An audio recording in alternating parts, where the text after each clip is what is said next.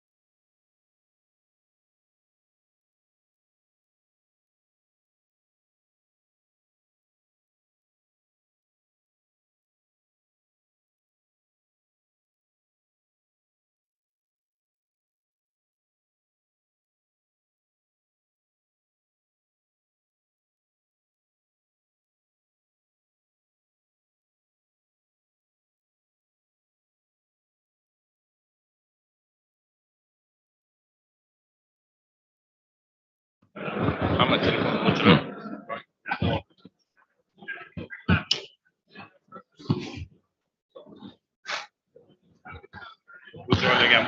Hurmatli tadbir qatnashchilari, joylaringizni egallashingizni iltimos qilamiz. Shuningdek, mobil qurilmalaringiz tovushini o'chirishingizni iltimos qilamiz. Уважаемые участники мероприятия, просим занять свои места, а также перевести свои... Ladies and gentlemen, we kindly request to take your seats and turn off your mobile phones.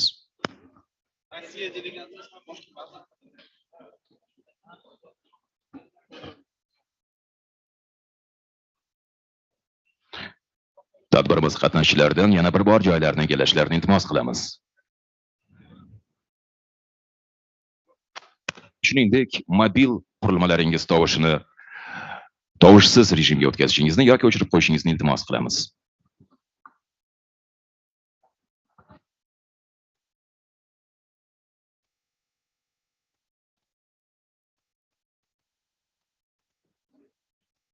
Еще раз убедительно просим уважаемых гостей. Что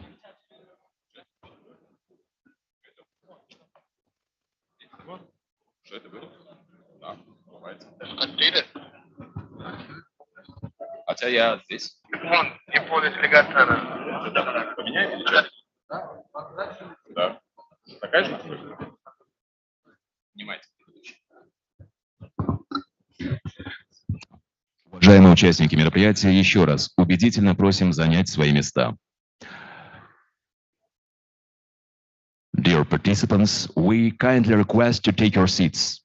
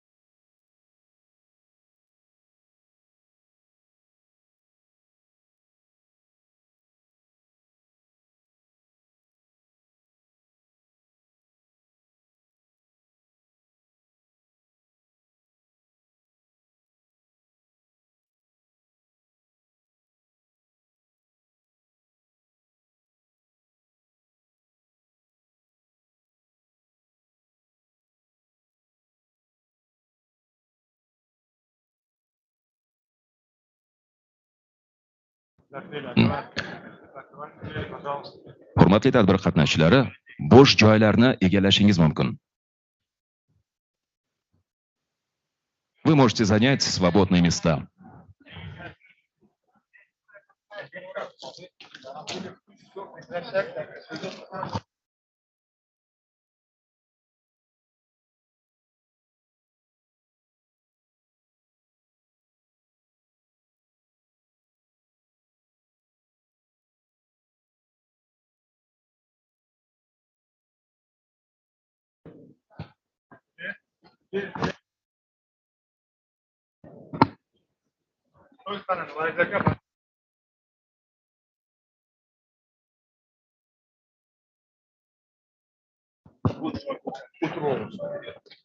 Любой ряд утрованный.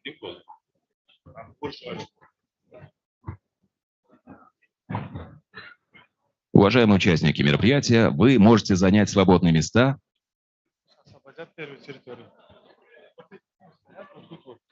Videotasvirchilardan oldingi maydonchani bo'shatishingizni iltimos qilamiz. Rahmat.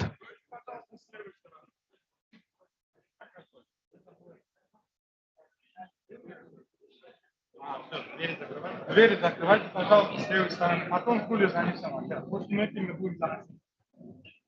После мэппинга. Всего лишь 5 минут до мэппинга. Олег Андреевич подошел. Qarab turingizlar, ochilmasin.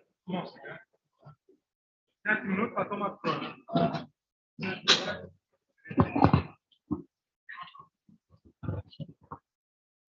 Дверь закрывайте, Акаджума. Пожалуйста, дверь закройте.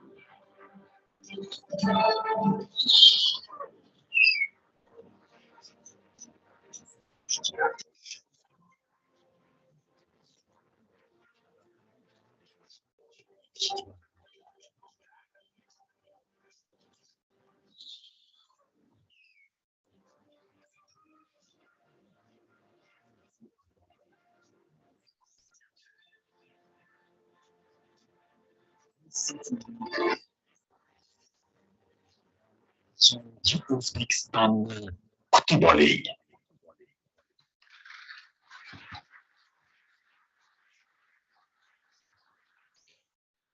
Assalomu alaykum xonimlar va janoblar. ICTWEEK Uzbekistan 2022 axborot-kommunikatsiya texnologiyalari haftaligi doirasida o'tkazilayotgan ICTWEEK Uzbekistan sammitiga xush kelibsizlar. Дамы и господа, мы рады вас приветствовать на саммите ICTWEEK Uzbekistan, ознаменовавшем открытие крупнейшего отраслевого события недели информационно-коммуникационной технологии ICTWEEK Uzbekistan. Отрадно, что после небольшого перерыва она вновь возрождена в новом формате и в новой локации. Добро пожаловать в прекрасный и древний город Самарканд. Ladies and gentlemen, welcome to one of the major events of this year, the Week of Information and Communication Technologies, ICTWEEK Uzbekistan 2022. Noteworthy, today Uzbekistan has already managed to become a new IT center because it has great potential in the field of information technology. And this event is an excellent opportunity to demonstrate the attractiveness of the Uzbek IT market, the interaction between the state, companies and consumers. Axborot-texnologiyalari va kommunikatsiyalarni rivojlantirish vazirligi tashabbusi bilan o'tkazilayotgan ushbu haftalik ICTWEEK Uzbekistan sammiti bilan boshlanmoqda. Uning doirasida bugun ekspertlar hamjamiyati raqamli industriyaning eksport salohiyatini oshirish bo'yicha o'z tajribalarini almashyaptilar. Bu borada erishilgan yutuqlar, asosiy ko'rsatkichlar va istiqboldagi rejalar yuzasidan fikr almashishadi. Qolaversa, elektron hukumatni hamda raqamli infratuzilmani rivojlantirish istiqbollari bugun muhokama qilinadi. Tadbir doirasida bugun Birlashgan Millatlar Tashkilotining elektron hukumat bo'yicha 2022 yil uchun tadqiqotining rus tilidagi talqini, shuningdek tadqiqotning asosiy global trendlari va natijalari taqdimoti bo'lib o'tadi. Shuningdek, Plug and Play akseleratsiya dasturining rasmiy ochilish marosimi o'tkaziladi. Bir so'z bilan aytganda, bugungi nufuzli tadbir xalqaro miqyosda tajriba almashish, raqamli industriya yutuq va tendensiyalarni hamda mamlakatimizning IT bozori jozibadorligini namoyish qilish uchun noyob unikal ekspertlar maydonchasi bo'lib xizmat qilishga qaratilganligi bilan ham ahamiyatlidir. Bugungi tadbirni ochish uchun so'z mamnuniyat bilan axborot texnologiyalari va kommunikatsiyalarini rivojlantirish vaziri Sherzod Xotamovich Shermatovga.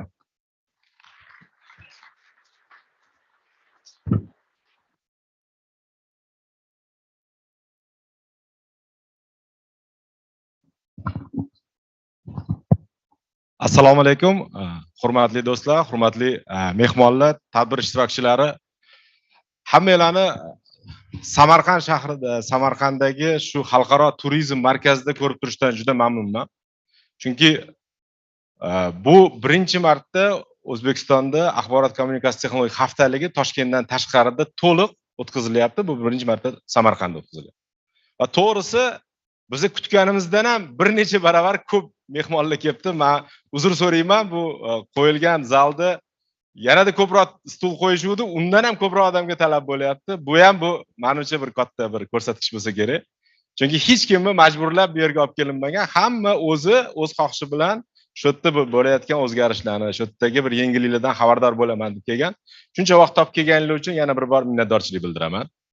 Men o'ylaymanki, Samarqandga shuncha vaqt ajratib kelganinglar behuda bo'lmaydi. Bu yilgi axborot texnologiya haftaligi avvalgilardan farq qiladi. O'zimda qarasa, orada pandemiya bo'lib, ancha uzilish bo'lib qoldi. 2019-yil oxirgisini qilgan ekanmiz. 2019-yilda axborot kommunikatsiya texnologiya haftaligida atigi 5 tagina tadbir bo'lgan ekan. Hozir mana ertalab sanasam 22 ta tadbir. Ya'ni 22 ta hamma tadbirlar yig'ildi. Buning orasida juda katta tadbirlar bor va juda nufuzli mehmonlar kelgan. Mana birinchi marta bu axborot kommunikatsiya texnologiya haftaligi doirasida shu MDH davlatlarining hamma axborot texnologiya bo'yicha mas'ul vazirlik rahbarlari kelib, o'sha mintaqaviy aloqa sohasidagi hamkorlik sammitini bu yerda o'tkazyapmiz. Ham ikkinchi katta sammit bu Turkiy tilli davlatlar tashkilotini vazirlarini ularning ham sammiti bo'lyapti. Bu ham mana birinchi marta bo'layotgan masala. Shu bilan birgalikda mana birinchi marta O'zbekistonda shu xalqaro Birlashgan Millatlar Tashkilotini elektron hukumat reytingini mana bilasizlar 6 ta Birlashgan Millatlar tili bo'lsa, shundan mana rus tilidagi versiyasini O'zbekistonda mana taqdimoti bo'lyapti. Bunga mana Birlashgan Millatlar Tashkiloti vakillariga minnatdorchilik bildiramiz. Ya'ni juda ko'p yangiliklar bor, juda ko'p o'zingizga bir o'rganish mumkin bo'lgan imkoniyatlar bor va shu bilan birgalikda yana bir alohida joyi shundaki, ko'pincha shu vazirlarni, xalqaro katta rahbarlarni chaqirganimizda Toshkentda tadbir qilganda Samarqandga olib kelish qiyin bo'ladi. Chunki ular ham o'zidan ruxsat so'rab chiqib ketish qiyin bo'ladi. Hozir bu yerda ruschasiga приятно с полезным deydi. Ya'ni ham kelib yangiliklarni o'rganib o'zaro muhokama qilish imkoniyati bor, ham shunda ko'hna Samarqand shahrini ko'rish imkoniyatingiz bo'ladi. Va bu imkoniyatdan to'liq foydalanishingizni tilab qolaman. Oldimizga juda katta maqsad qo'yganmiz. Oldimizga maqsadimiz O'zbekistonni shu IT hubiga aylantirish masalasi va bu masalada nafaqat biz O'zbekistonni, mana butun Markaziy Osiyo davlatlarini o'ziga yarasha Markaziy Osiyo IT hubiga aylantirish tashabbusini mana bu haftalikda oldiga surmoqchimiz. Nega? Biz faqat hamkorlikdagina natijaga erisha olamiz. Mana prezidentimizning shu Koshonada birinchi katta tadbir o'zlari boshlab berdilar, Shanxay hamkorlik tashkiloti. O'sha yerda alohida maqola yozgan edilar. Samarqand ruhi degan terminni mana ishlatgan edi. Ya'ni Samarqand ruhi faqat hamkorlikka chorlaydi. Faqat shu hamma davlatlar orasidagi o'zaro, shu har xil sivilizatsiyalar orasidagi o'zaro hamkorlikka chorlaydigan masala. Shuning uchun bu yerda faqat hamkorlik. Bu yerda nafaqat MDH davlatlari yoki turkiy tilli, Amerika Qo'shma Shtatlari, Yevropa, rivojlangan Osiyo davlatlari, dunyoning xalqaro tashkilotlaridan vakillar kelishgan. Hammasi shu haqiqatda bu yerdagi Samarqand ruhidan foydalanib, o'zaro hamkorlik imkoniyatlarini, istiqbollarini ko'rish. Va bizning oldimizdagi maqsadimiz endi mana birinchi 100 milliondan oshganimizdan keyin endi kattaroq maqsad qo'yib, xudo xolasa eksportimizni birinchi 1 milliardga chiqarish, yaqin 5 yillikda katta maqsad qo'yganmiz. Shuning uchun ham O'zbekiston IT outsourcing imkoniyatlarini xalqaro tashkilotlarga ko'proq ko'rsatishimiz kerak. Men o'ylaymanki, bu imkoniyatlarimiz hammasi bo'ladi va ko'rgazmada ham juda ko'p kompaniyalar kelgan.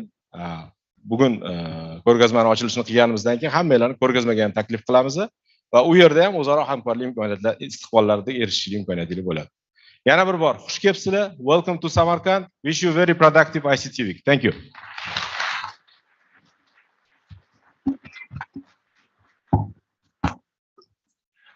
Tashakkur, hurmatli Sherzod Xatamovich. Qutlash uchun so'z O'zbekiston Respublikasi Oliy Majlisi Qonunchilik palatasining Innovatsion rivojlanish, axborot siyosati va axborot texnologiyalari masalalari qo'mitasi raisi Ilhom Abdullayevga.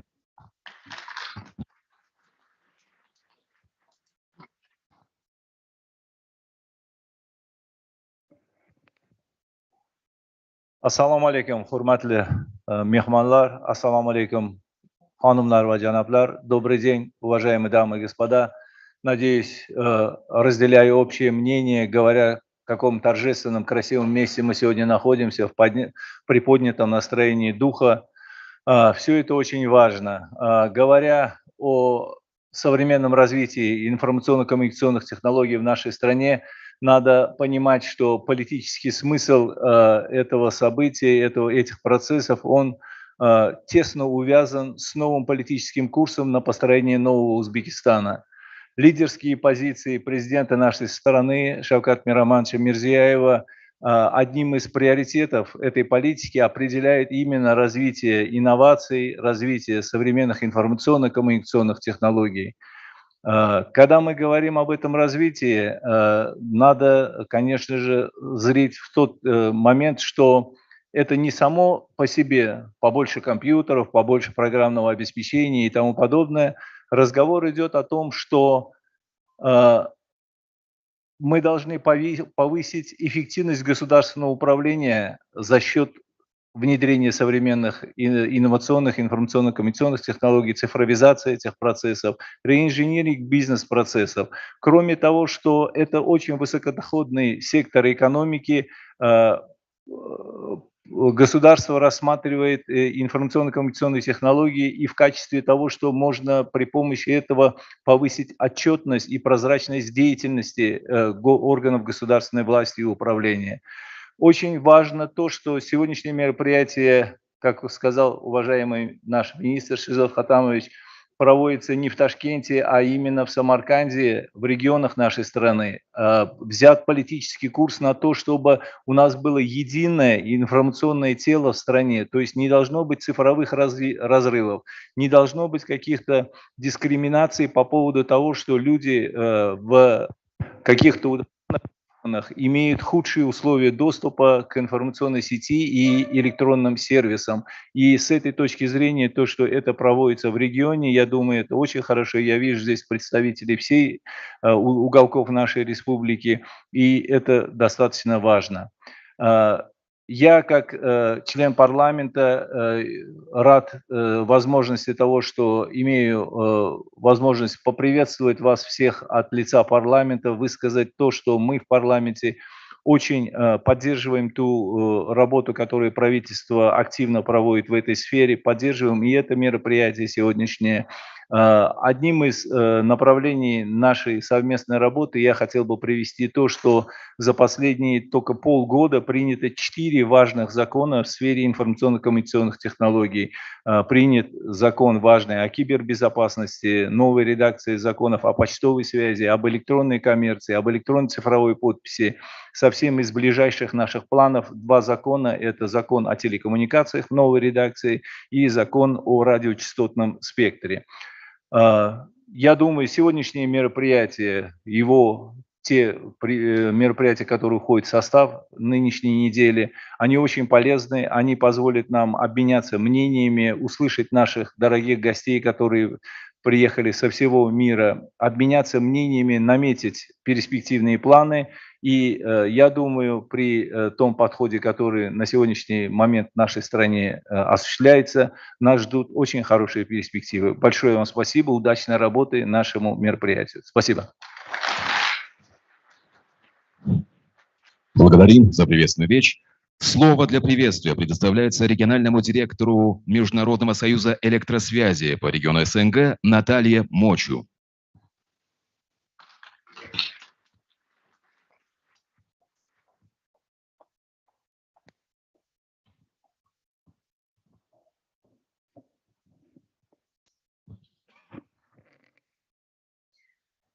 Доброе утро, уважаемые коллеги. Ваше превосходительство, господин Шарматов, господин Мухиддинов, уважаемые дамы и господа, я бы хотела приветствовать вас от своего имени, от имени регионального отделения Международного союза электросвязи для региона СНГ, а также поприветствовать вас от имени вновь избранного генерального секретаря Международного союза электросвязи госпожи Дорин Богдан Мартин, которая в настоящее время является действующим директором Бюро развития электросвязи Международного союза электросвязи. Дамы и господа, для меня большая честь и удовольствие обратиться к вам по случаю открытия ICTWEEK Uzbekistan. Узбекистан может по праву гордиться тем, что является одной из самых быстро развивающихся экономик нашего региона, включая цифровое развитие. Широкополосный охват почти удвоился по сравнению с допандемийным периодом, и при этом доля домохозяйств, имеющих доступ к интернету, выросла на 10%. Правительство Узбекистана демонстрирует твердую приверженность цифровой интеграции, уделяя особое внимание женщинам, девушкам, людям со специальными потребностями и ограниченными возможностями. Международный союз электросвязи активно поддерживает это усилие правительства, помогая Узбекистану в обучении цифровым навыкам. Открытие центров цифровых навыков для детей с нарушениями слуха в прошлом году и Центра цифровых навыков для женщин и молодежи в апреле этого года являются лишь 2 примерами нашего партнерства и сотрудничества. Узбекистан – это молодая нация. Каждый 4-й человек в Узбекистане – молодой человек. Поэтому я бы хотела особо поблагодарить Узбекистан за его приверженность подключению каждой школы к высокоскоростному интернету и мобилизации всех доступных ресурсов для создания всеобъемлющей цифровой учебной среды. МСЭ поддерживает это амбициозное введение посредством совместной инициативы МСЭ ЮНИСЕФ по подключению каждой школы к интернету, а каждого ученика к информации, возможностям и выбору. Узбекистан вскоре станет первой страной в регионе, которая протестирует государственно-частное партнерство, направленное на преобразование школы в интернет-хаб для подключения сообществ. И мы также собираемся начать обучение для преподавателей по безопасному использованию цифровых технологий в рамках глобальной программы по защите ребенка в онлайновой среде. Узбекистан уделяет особое внимание развитию электронного правительства, как мы сейчас это слышали, чтобы сделать государственные услуги более доступными для граждан.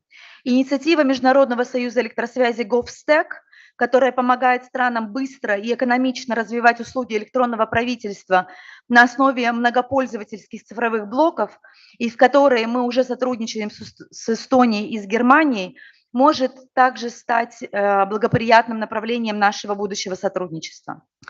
Ваше превосходительство, дамы и господа, в рамках этой недели 26 октября Международный союз электросвязи проводит региональный форум по вопросам развития для региона СНГ. Я хотела бы высказать признательность правительству Узбекистана и лично вам, господин Шерматов, за гостеприимство проведения этого важного регионального диалога. Этот форум послужит платформой для всех заинтересованных сторон, представителей отрасли ИКТ, научных кругов, для обсуждения их приоритетов вашей страны, проблем и достижений в области цифрового развития. И я надеюсь, что многие из вас смогут к нам присоединиться. Смотря в будущее, я бы хотела отметить, что новый стратегический план Международного союза электросвязи был одобрен всеми государствами-членами МСЭ на проводимой раз в 4 года полномочной конференции МСЭ, которая завершилась буквально чуть более недели назад в Бухаресте. Государства-члены МСЭ согласовали следующие 5 приоритетных направлений на период до 2027 года. Это улучшение использования радиочастотного спектра для услуг радиосвязи, это эффективное управление ресурсами международной нумерации, это инклюзивные и безопасные телекоммуникационные и ИКТ-инфраструктуры и услуги, это повышение доступности, функциональной совместимости и взаимодействия услуг телекоммуникации и ИКТ, и создание благоприятных условий, способствующих устойчивому развитию телекоммуникаций и отрасли ИКТ. Я рада отметить, что эти приоритеты соответствуют приоритетам, установленным правительством Узбекистана в рамках цифровой стратегии Узбекистана. МСЭ надеется продолжать поддерживать усилия Узбекистана по подключению неподключенных, по преодолению цифрового разрыва и стремлению к дальнейшему ускорению цифровой трансформации на благо всех граждан Узбекистана. Мы не сомневаемся, что ИКТ-неделя Узбекистана будет содействовать созданию и продемонстрирует много новых и интересных идей, взаимовыгодных партнерских соглашений и инновационных стратегий, которые вместе обеспечат сильное и процветающее цифровое будущее Узбекистана. Благодарю вас от имени госпожи Дорин Богдан Мартин и от своего имени. Успехов сегодняшнему мероприятию.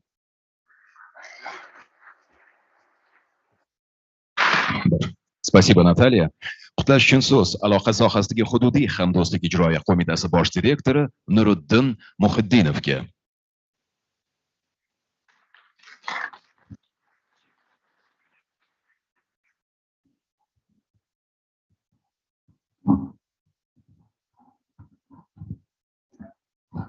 Добрый день, уважаемые коллеги, уважаемый Шардот Хатамович, уважаемые высокопрофессиональные специалисты ИКТ-отрасли, отрасли связь. Я обращаюсь к вам с приветствием от регионального содружества связи. Региональное содружество связи – это тот орган, который объединяет все наши администрации связи, операторов связи нашего региона для взаимовыгодного и успешного решения тех задач, которые сегодня выпали на долю нашей отрасли.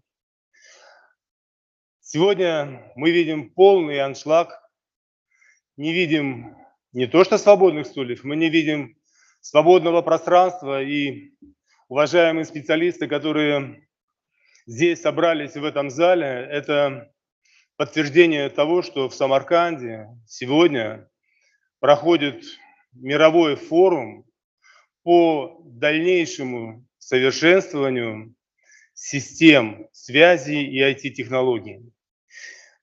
Сегодня открытие, и время только 11 часов, но я бы хотел сказать, что с 8 часов утра у нас уже начались рабочие встречи, и неделя ИКТ успешно начала свою работу здесь, в Самарканде.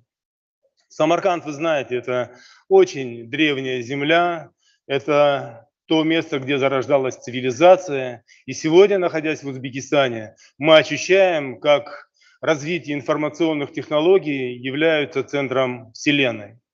Я абсолютно уверен, что та неделя ИКТ, тот конгресс-холл, те передовые производители, которые собрались уже на выставке недели ИКТ, те операторы, которые предоставляют услуги, они сегодня обогатят не только друг друга, но и руководство тех отраслей ИКТ, которые сегодня находятся здесь.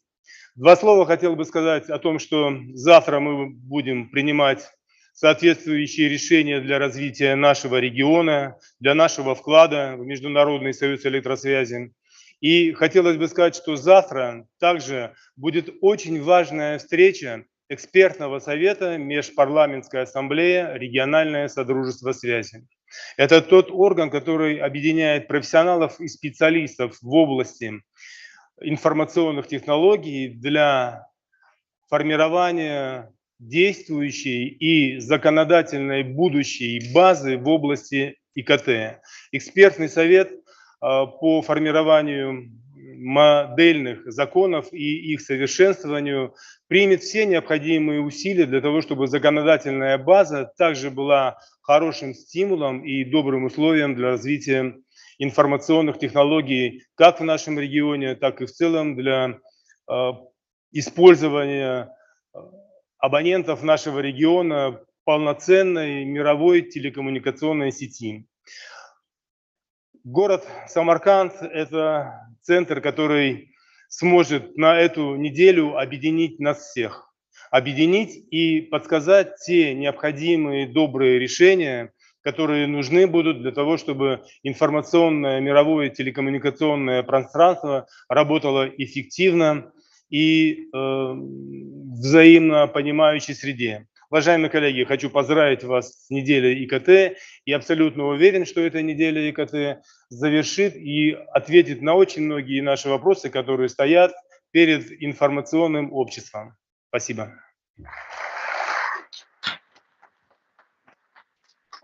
Спасибо, уважаемый Нуриддин Насреддинович. Слово для приветствия предоставляется советнику группы компаний ВИОН по вопросам взаимодействия с государственными органами Борису Тадич.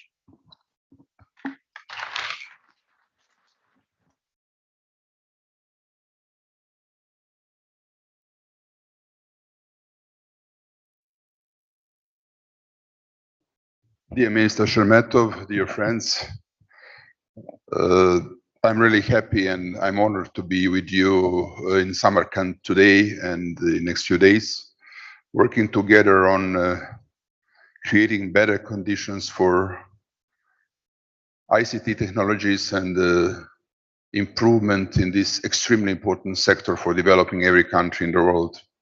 Just before coming here, I was reading that Uzbekistan is a 69th ranking country on UN survey regarding e-government. And this is great improvement in comparison with 2 years ago for 18 places. I want to congratulate to you. This is because of your investment, your commitment, Mr. Minister, and the commitment of the Prime Minister Aripov and President Mirziyoyev. I wanted to say that only if you are working together, if government on all levels has the same vision, is it possible to create such development and result. I've heard Minister Shermetov and the President Mirziyoyev and the Prime Minister Aripov has been always underlining that Uzbekistan has a potential to be hub of ICT and hub of telecommunication and new technologies in Central Asia. I'm totally sure this is true. First of all, because of fantastic history you have. You have a huge potential in terms of birth rate. You are a country between 35 and 40 million people, young generation, young nation, which is great potential for developing such sector. And finally, you have a centered position in Central Asia, which means every country is connected with your country and you have an extremely important role. Whenever I'm coming here, I'm repeating my experience. I used to be president of the board of, chairman of the board of telecommunication company in my country, in Serbia. I used to be Minister of Telecommunication after that. I used to be Minister of Defense after that. I was chairing commission in the parliament for telecommunication and cybersecurity, and finally I became a president of my country, which means that only ICT field was bringing me in a position to be finally president of Serbia. And we have also improvement this year, these 2 years in terms of ranking in United Nations survey about e-government. And I am going to repeat something that you know perfectly, Minister. Only investing in education in this field, in this economic field, in ICT sector, you can create that jump in the industry, improving living standard of your country and your citizens. This is only way how you can create very fast developing of Uzbekistan. And I'm totally sure that Uzbekistan as a centered country, most important country in Central Asia, which is extremely important for global security and global development, can do this. The way how to achieve such results is also to organize such events like ICT Week, and I want to congratulate at the beginning of this week on your work, your commitment. Thank you very much for your attention. Thank you, Mr. Tadic, for your speech. And now, ladies and gentlemen, let's take a look at the screen for the video greeting of Mr. George Chen, Director of Public Policy for China, Mongolia and Central Asia at Meta, USA. Дамы и господа, обращаем ваше внимание на монитор для видеообращения господина Джорджа Чен, директора по государственной политике Китая, Монголии и Центральной Азии в Мета.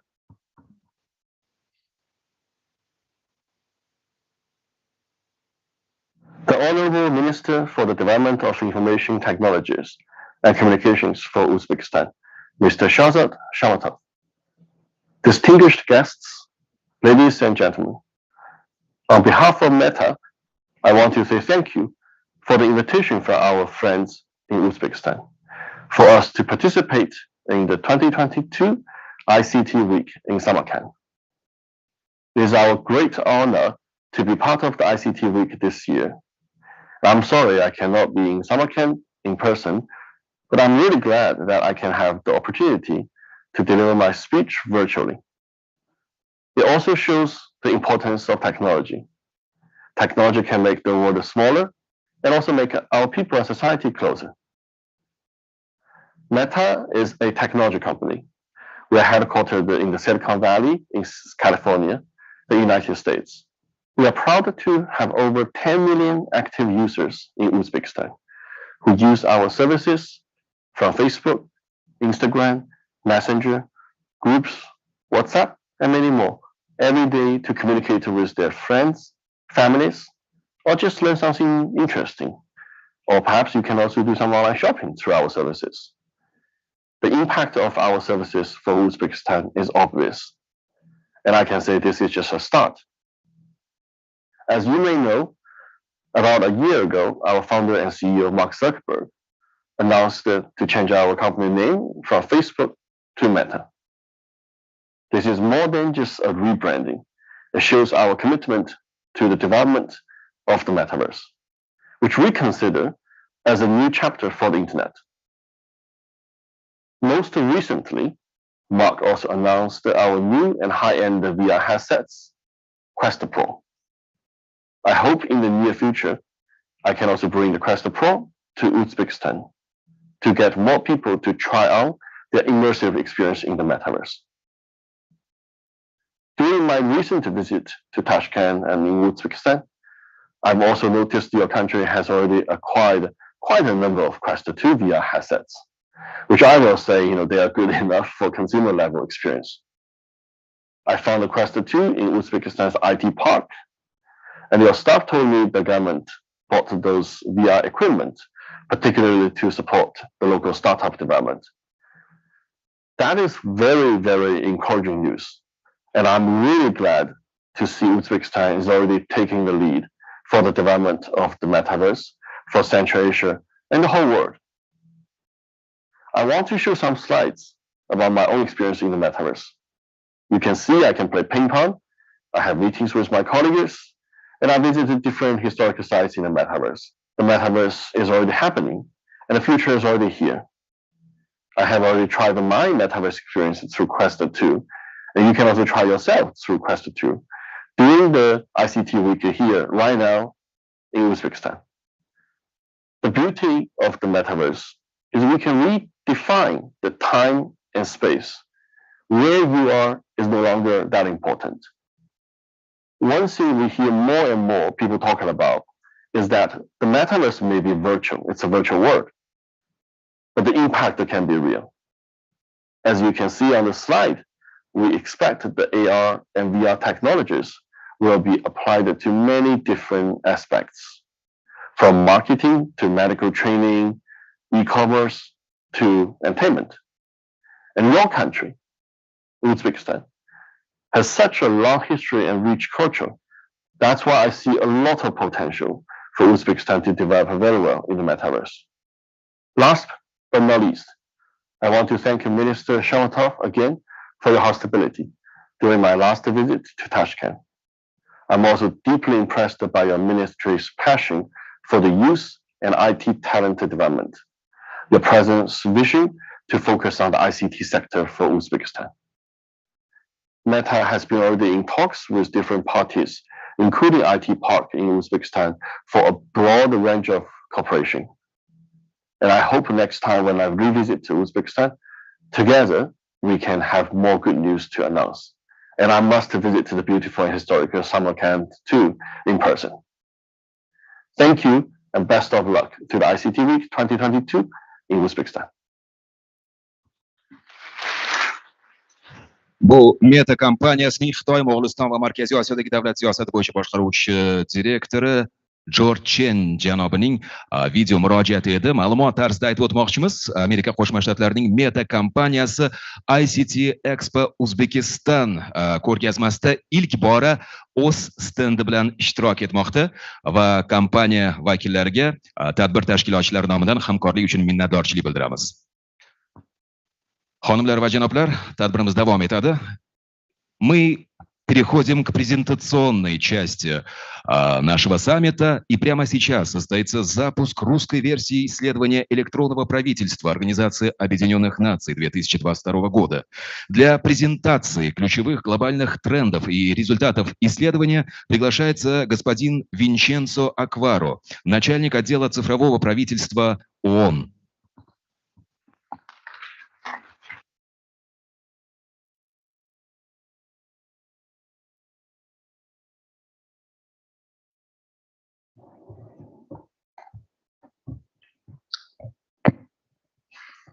Excellencies, distinguished guests, ladies and gentlemen, on behalf of the Department of Economic and Social Affairs, UNDESA, and on myself, it's really a great honor and privilege to be here, and I thank the ministry and the minister in person to invite us today. But first also, I want really to thank for taking the leadership in translating in Russian the e-government survey 2022. So today we are also launching the Russian version, and it's the first different language than English. So it's the first launch of this Russian version today. I do believe will be very, very useful in the region, not only in the country, and will help a lot, as in the past, to outreach all the civil servants, practitioners, politicians. So thanks a lot for that. There are some printed copy for you, and really I want to thank you for this. And congratulations, you did it really in less than 1 month. It's unbelievable. Thanks. Okay, I will start now my presentation. I think this is to move forward. It's working, great. So the UN e-government survey is a flagship publication of the Department of Economic and Social Affairs, and it is issued every 2 years. It is the only report in the world that assesses and ranks the e-government development status of all 193 UN member states. And since its inception in 2001, the report has been recognized as a valuable measurement and development tool, serving both a monitoring mechanism and a policy framework for public sector on digitalization. If you are not familiar with the survey assessed through its methodology using the AGDI, that is the E-Government Development Index, that is organized in 4 main groups: very high, middle, and low AGDI. The AGDI is based on 3 composite sub-indices: the Online Service Index, the Telecommunication Infrastructure Index, and the Human Capital Index. The survey presents a ranking and rating based on the AGDI, and since 2018, also the report presents ranking for the largest municipalities. Sorry. Okay.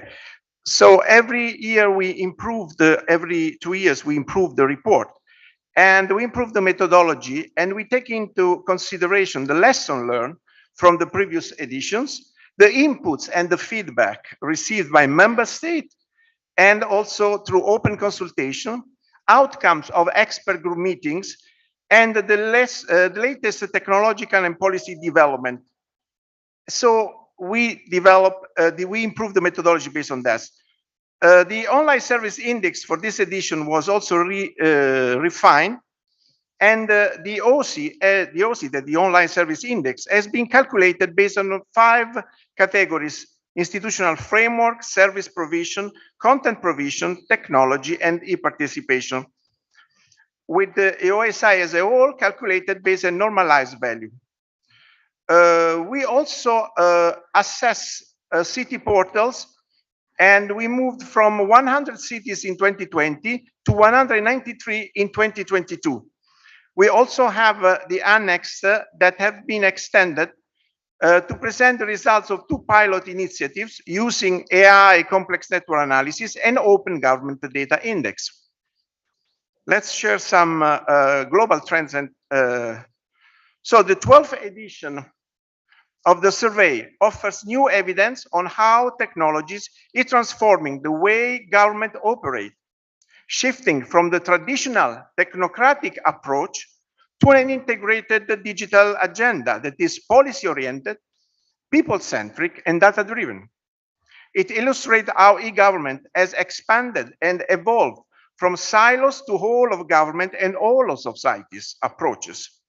At a glance, there is an improvement in global trends with the transitioning of many countries from lower to higher GDI groups. Comparing 2020 with 2022, the number of countries in the very high and high AGDI group slightly increased, while the middle and low AGDI groups declines. Only 7 countries are in the low AGDI, and most of them are from Africa. More than 2/3 of the countries are now in the high and very high AGDI groups. And I also want to congratulate with Uzbekistan, because improved a lot in 2022. And I can tell you, this time was even more challenging. So really, congratulations for this incredible improvement. Overall, the upward trend is encouraging, but the global average GDI value raised slightly in 2022 and less than expectations. And these changes introduced in the EGDI methodology can only partially justify it. At regional level, Europe continued to remain for the 12th time the leader region, followed by Asia, Americas, Oceania, and Africa. While we observed widespread reliance on digital technologies for service delivery during the COVID-19, digital transformation has not yet materialized in a more homogeneous and comprehensive manner, especially for developing countries. Despite investment in technology and the development gains achieved in many countries, the digital divide persists, and for some groups of countries increase. Ongoing challenges continue to undermine the development efforts of countries in special situations, especially the least developed countries, as clearly shown in this map. Using the global average GDI value as a proxy for measuring the digital divide, the 2022 survey indicates that about 45% of the combined population of the UN member states, it's about 3.5 billion people, still lag behind. In Africa, 50 out of 54 countries have a GDI value below the global average, and the same is true for 11 of the 12 small island developing states in Oceania. So the path to digital inclusion and sustainable development remain fraught with obstacles and uncertainties, especially in Africa and among LDCs and SIDS. The digital divide is now the new face of inequality, and the global community needs to take action to leave no one behind.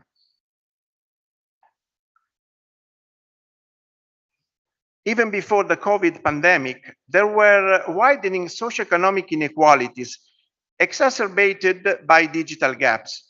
The accelerated digitalization for a fast recovery has even magnified these divides.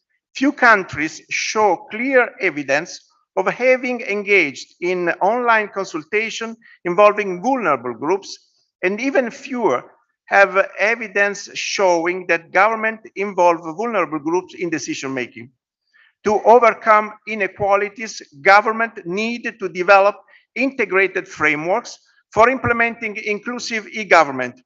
As first step, they need to identify barriers to digital inclusion relating to access, affordability, and ability. The second step is to develop a targeted implementation people-centered strategy for leaving no one behind. It is grounded in data, design, and delivery optimization.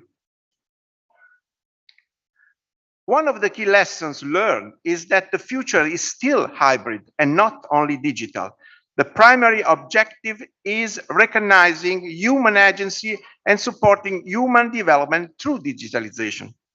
Therefore, the future should be an inclusive, integrated, analog dialogue, digital ecosystem that will ensure no one is left behind. It means to adopt the principle of inclusion by default, how we say, or inclusion by design. More proactive efforts are needed to acknowledge and identify the gaps, to provide vulnerable population with mechanisms for engagement so that possible discriminations are better identified and overcome to improve the lives of those who need the most. The global community can contribute to leaving no one behind in digital government through knowledge exchange, strategic partnership, and collaborative capacity building. And this ICT week is also a great opportunity for that. And the digital government should always work as an equalizer for inclusion. To do so, leaving no one behind should guide the policy development and implementation in e-government and in the public sector. A all-of-government approach that integrates multi-level, multi-sectorial, and multidisciplinary strategies and partnerships is needed for the implementation of inclusive digital government. But government should adopt inclusion by design or inclusion first strategies before doing digital by design. Top-down and bottom-up approaches should be combined to better understand and address the e-government needs of the most vulnerable. And targeted, localized, and contextual approaches should be developed for different groups of vulnerable, as not all excluded groups are confronted with the same barriers. So, at the same time, innovation and digital transformation must aim to be truly inclusive. More member states are developing cutting-edge technologies such as cloud computing, artificial intelligence, and blockchain. Some have developed new methods for exploiting data-driven policy modeling tools and have created pilot initiatives and sandboxes to design, validate, and scale up innovation solutions. New approaches are strengthening member state analytical and anticipatory capabilities and are shaping future development scenarios. Governments are setting themselves up to better anticipate and respond to the needs of all members of society. Looking at the future, the survey indicates that a growing number of countries are moving toward seamless, invisible government in which fully automated services are made accessible to anyone, anytime, from anywhere, using cutting-edge technology. But the 2030 Agenda for Sustainable Development should remain the government blueprint for building a healthier and more resilient and inclusive future, and leaving no one behind should become the operational principle for the future, guiding digital development and making e-government a force for good. To conclude, I want to show you some global and regional trends ranking. So we have first, this is the top leading countries in the world. We have 8 countries from Europe: Denmark, Finland, Sweden, Estonia, Netherlands, UK, Ireland, and Malta. 4 from Asia: South Korea, Singapore, UAE, and Japan. And 1 from Americas, that's the US. And 2 from Oceania: New Zealand and Australia. UAE and Malta are new entries in the group of the top leading. This is about Africa, where the AGDI average is the lowest and below the global average, but also is the largest share of positive changes, 15 countries doing that. Americas, the vast majority of member states have remained in the same AGDI group since 2020, and the leaders are US, as I said, Canada, and Uruguay. Haiti is the only country that moved down in the low AGDI group. And we have Asia. Asia increased its average AGDI value from 0.57 in 2018 to 0.64 in 2022, or by 10%, becoming the second most advanced region in e-government as a whole. Republic of Korea, Singapore, UAE, and Japan lead the region with the highest rating class of very high. But we also have 15 member states that are in very high AGDI group. And also 1 member state, Georgia, moved from high to very high. 1 member state moved down from very high to high AGDI, that is Kuwait. 22 member states are in the high AGDI. But as I said, Uzbekistan did an incredible improvement, not only in the AGDI, but also on e-government survey. And then this is about European ranking, that is the most homogeneous e-government development with the highest average AGDI and the highest number of member states, 35 to 43 in very high. Oceania, as I said, the leading countries not only in the region but in the world are New Zealand and Australia, and then the others they lag behind. This is more interesting. This is a selection of countries based on the list of the participants here, and you can see we have Estonia, Japan, Kazakhstan, Russian Federation, Turkey, Belarus that are in a group of very high AGDI. Then we have Uzbekistan that is very close to reach the group of very high AGDI, Kyrgyzstan, Azerbaijan, and Tajikistan.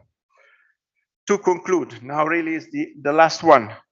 We have more insight, analytics, and policy recommendation in this report. Is about 300 pages. Now you have a Russian version, so I encourage you to read it. But also we have in our portal the e-government knowledge base, where you can get all the data sets, including the ranking for EGDI, e-participation, the local online service index about the municipalities, and the open government data index. So I invite you, if you want to have more information, more detail, to download the data and to do your analytics from there. And I thank you so much for your attention.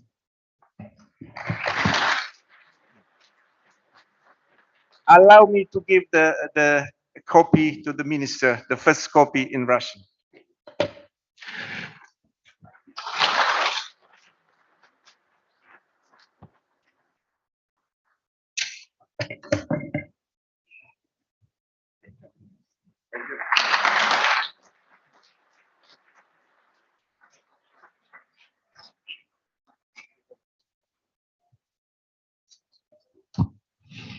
Thank you, Mr. Akvaro. And once again, we would like to congratulate you on behalf of the organizers on the occasion of the launch of 2022 e-government survey in Russian. Уважаемые участники мероприятия, как известно, в 2019 году по инициативе президента Республики Узбекистан Шавката Мирзиёева в стране был создан первый технологический парк программных продуктов информационных технологий IT-парк, миссией которого обозначено создание благоприятных условий для развития IT-предпринимательства, стартап-экосистемы, цифровой грамотности и IT-культуры в целом. О том, как продвигается IT-сфера Узбекистана, что об этом думают зарубежные эксперты и релоцировавшиеся IT-компании, лучше всего расскажут кадры из нашего следующего видеоролика. Обращаем ваше внимание на монитор.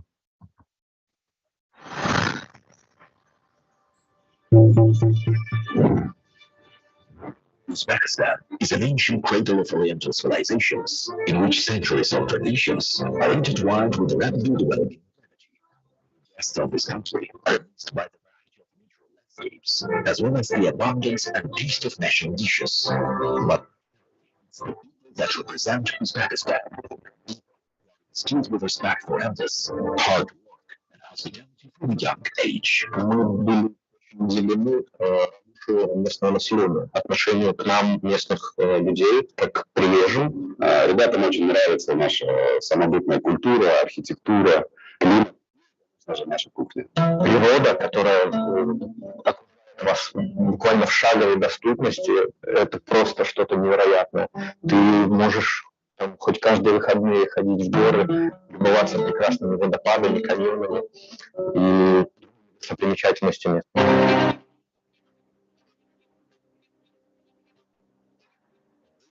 Development and world processes is increasing at an accelerated pace year after year. In order to keep in touch with technological progress, the government of Uzbekistan has placed special emphasis on the development of IT in recent years and created a full-fledged digital ecosystem in the country. Hundreds of local IT enterprises, as well as companies that have relocated to Uzbekistan, have already witnessed the results of this progress.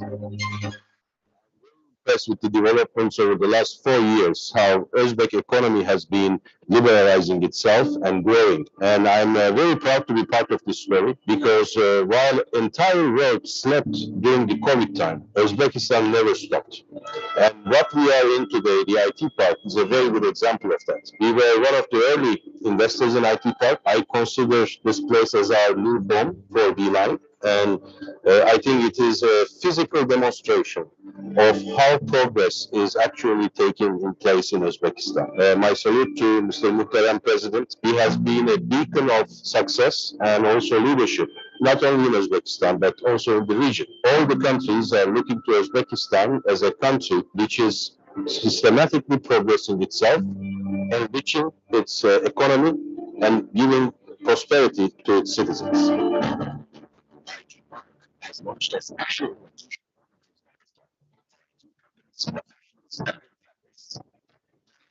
Talking about IT Park support and help. Yes, of course, they did a great work, starting from the meeting our employees at the airport and the accommodation, ending with a solution of domestic issues. All you need to do is just call to your IT Park representatives and they react. And for people who couldn't book a hotel, IT Park found free rooms and booked by themselves, provided temporary SIM cards. The most procedures were done by IT Park. They helped with the registration of our people. The procedure was centralized. So it was a great work. One of the main steps taken by the government towards creating convenient conditions is the provision of tax and customs benefits for IT companies. IT Park нам предоставил целый ряд. Мы получили льготы практически по всем.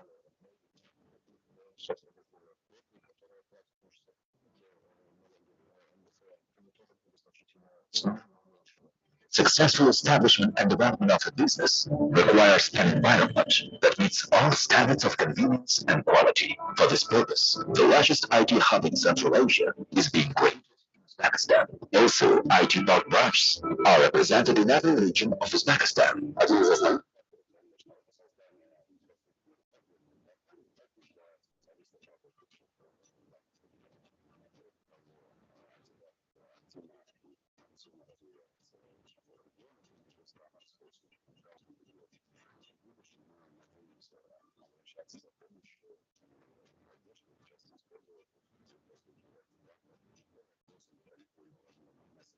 Привлечение молодежи. Development and expansion, new companies need well-qualified personnel. Uzbekistan can rightly be called as the smithy of talented professionals. Annually, 30,000 people graduate from universities, educational centers, and online courses in IT areas. Одна из причин, почему мы находимся в Узбекистане, именно возможность получения большого количества журналов. Если честно,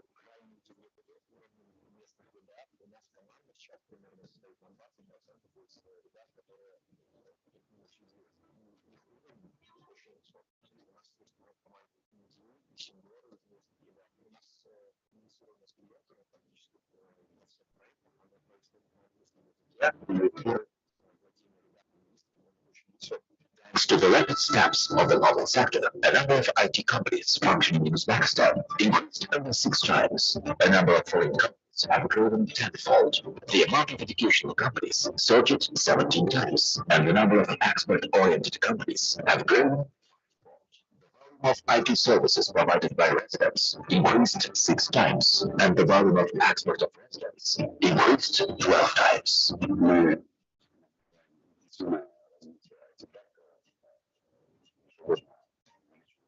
Количество резидентов этих парков, в том числе особенно сами компании. Эти парки сейчас развиваются настолько быстрыми темпами, вместе с ними вместе решать возникающие в процессе вопросы. Uzbekistan is a new environment that enables expanding horizons, generates ideas, and reaches the new goals, which is ready to support bold decisions and unite professionals from across the world to start transition to a new era. Become a part of Uzbekistan today.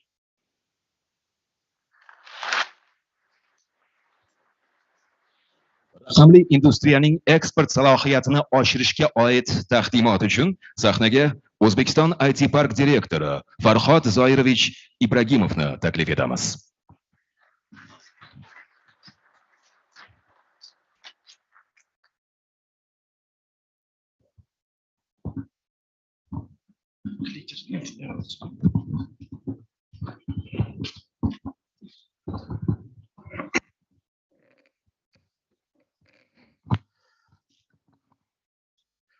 Still good morning. Good morning, dear ladies and gentlemen, distinguished guests.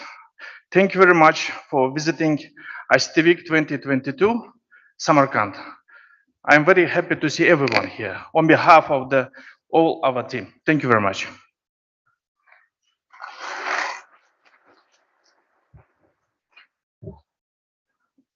To clearly understand what IT Park is doing, I would like to share some of our previous visions and how we modified that visions till today's. And my presentation will be in English because it's mostly focused for our foreign partners. When we started work with 2017, initially we were focused on the product-oriented companies. Most of the local companies was oriented for the local market. And it was the companies, by the volume, is it around 100 companies. Quite mature companies, but they're working for the local market. And then we said that for the future, we have a goals for the $1 billion, or at that time it was $100 million.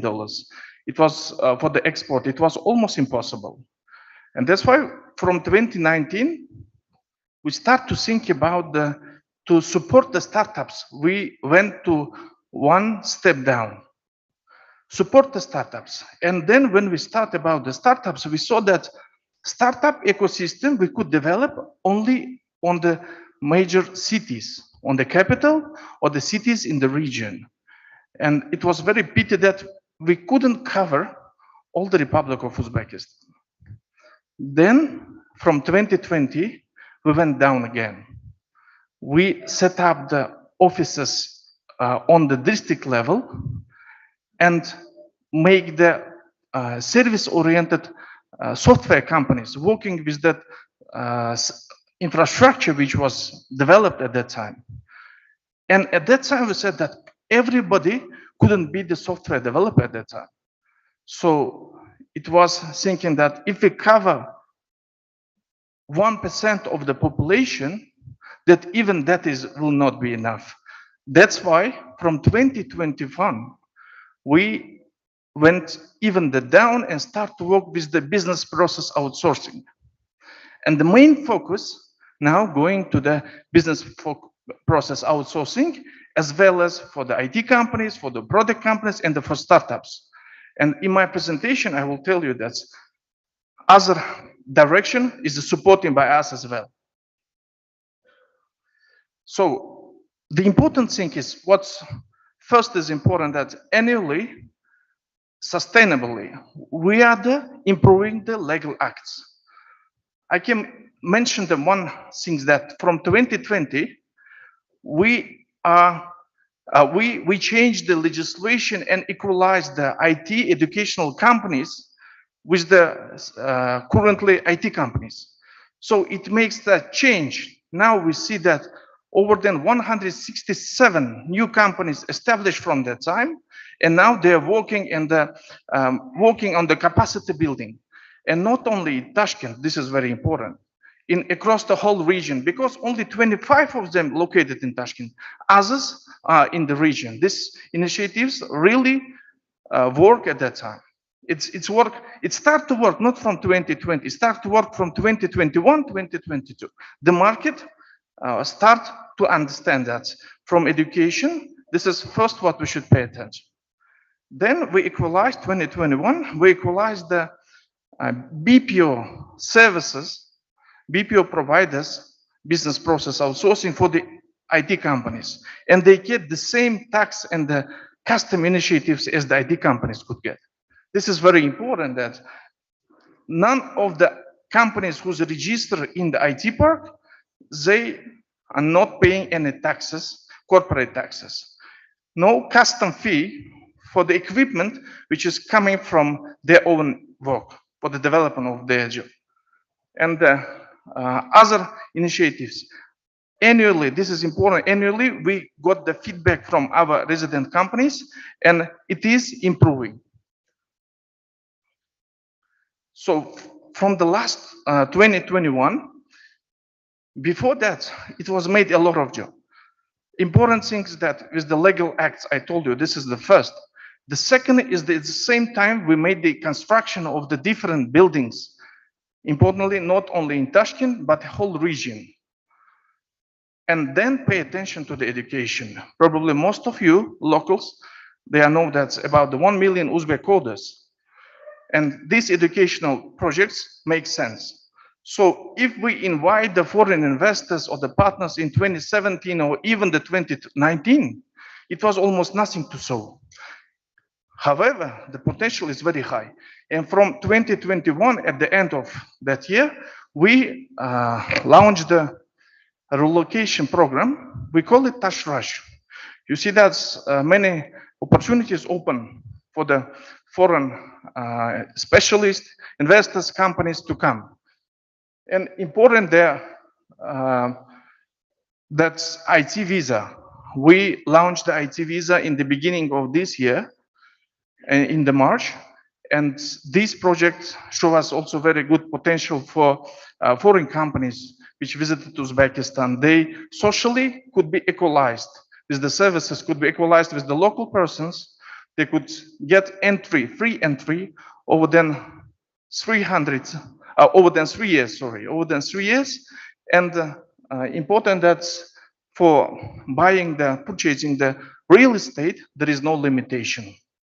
So they can start their business here and continuously with our local specialists. This is what we are proud of, the education side, the population, the young population and education. The IT park target, this is around 10 million people in Uzbekistan. It is young generation. And important thing is that we have in Uzbekistan 58 universities with even at least the faculties of the IT, and annually we have over than 6,000 graduates for that. It is only for universities, and you can see that for being the developer, for the software developer, this is another opportunity that for 205 offices which IT Park is opened, and now from new year, delegate to the business. We will not manage this office anymore. We will not be in the market. The business will manage the market. And you can see that over than 100,000 graduates we have from that IT centers. And that's what we are proud of. That's 1 million Uzbek coders. Over than 2 million people registered there, most of them school students, and over than 1,300,000 of them graduates. And what does it mean? That for second phase, this is made in for making interest in IT, but it doesn't mean that they become the software developers immediately.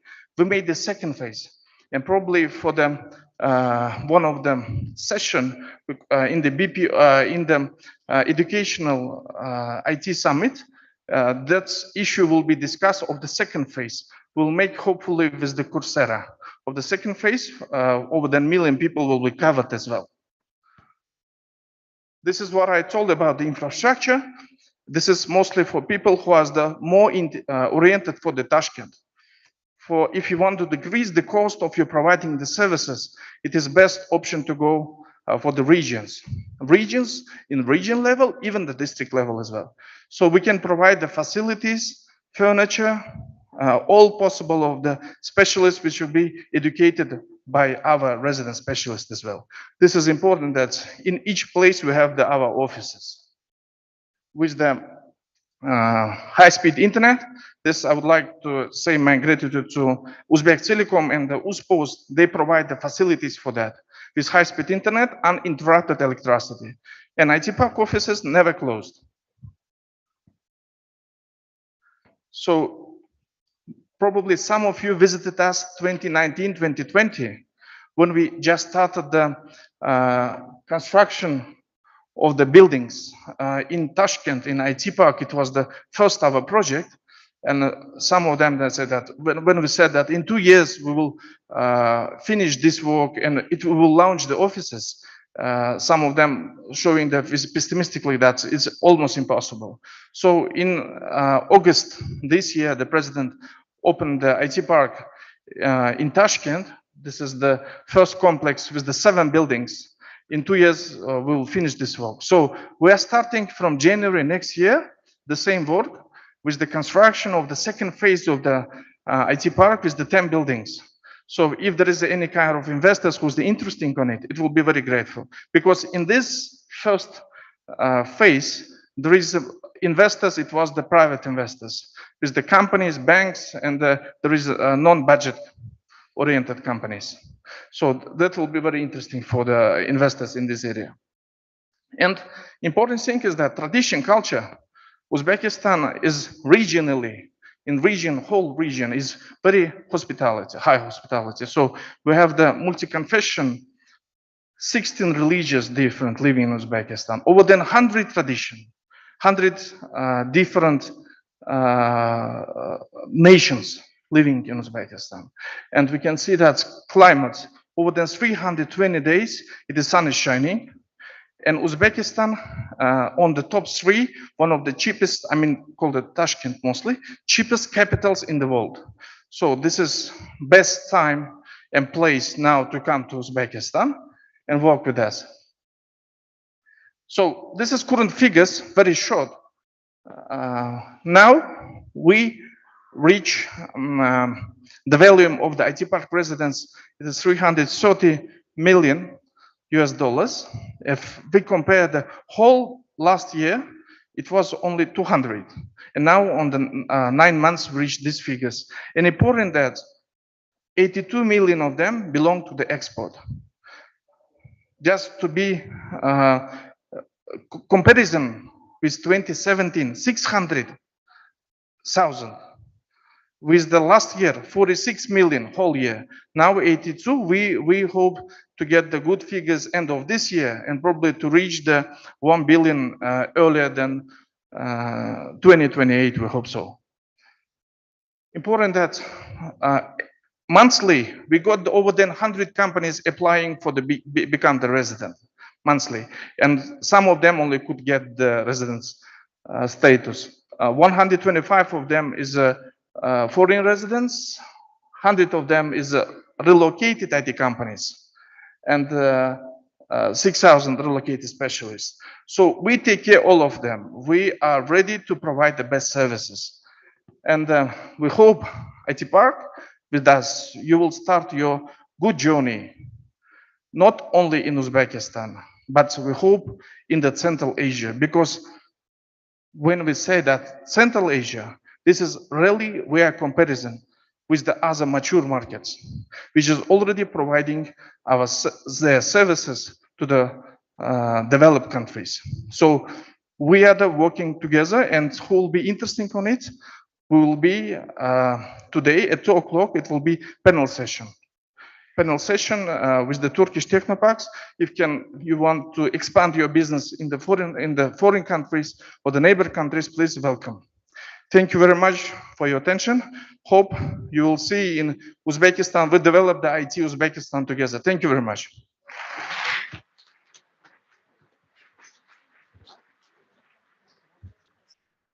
Farhod Zairovich, minnatdorlik bildiramiz. Birlashgan Millatlar Tashkilotining hisobotiga ko'ra, joriy yilda O'zbekiston elektron hukumatni rivojlantirish reytingida 18 pog'onaga yuqoriladi. Va shu ma'noda O'zbekistonda elektron hukumatning rivojlanish bosqichlari va erishilgan natijalarning video taqdimotini hozir e'tiboringizga havola etamiz. E'tiboringizni monitorga qaratamiz.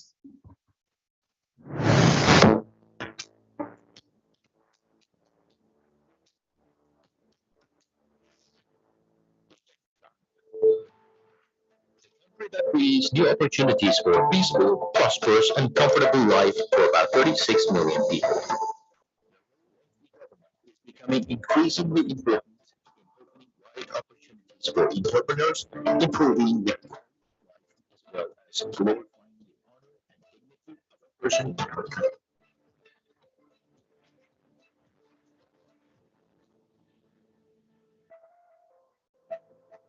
Today, on the my.gov.uz portal, which is considered an important component of the e-government, 3 million users have the opportunity to access more than 350 e-government services online. Due to transparency and conveniences in relations between citizens and public authorities, the population saves an average of more than 25 billion soms per year. through the interdepartmental integration platform, which is the source of development of new e-services, an average of 150 million data transactions per month among more than 150 information systems of government agencies occur. Currently, due to the single identification system, or OneID, which has 7 million users and is integrated with more than 160 information systems, secure access to the information systems of ministries, departments, and public services is provided. As for registration, e-digital signature, ID card, and mobile ID options are offered. Payments and reports, state duties and fees are automatically controlled through the single billing system of the e-government, and an average of about 500 billion soms monthly payments pass through the single billing system. As a result of automations, the population saves more than 7 billion soms per month on average. The process of coordinating technical documents for developing information systems along with the e-government resources and obtaining resolutions on them is automatically carried out in the single register, in which 452 information systems of 117 organizations have been registered. The purpose of the system is to prevent the development of analogs of existing or similar information systems in terms of functionality. Today, we are witnessing that countries that provide openness and free use of information hold high positions in the world. Considering this, Uzbekistan has updated the Open Data Portal, in which 166 government agencies have placed about 5,000 datasets in more than 20 areas. Digital Uzbekistan 2030.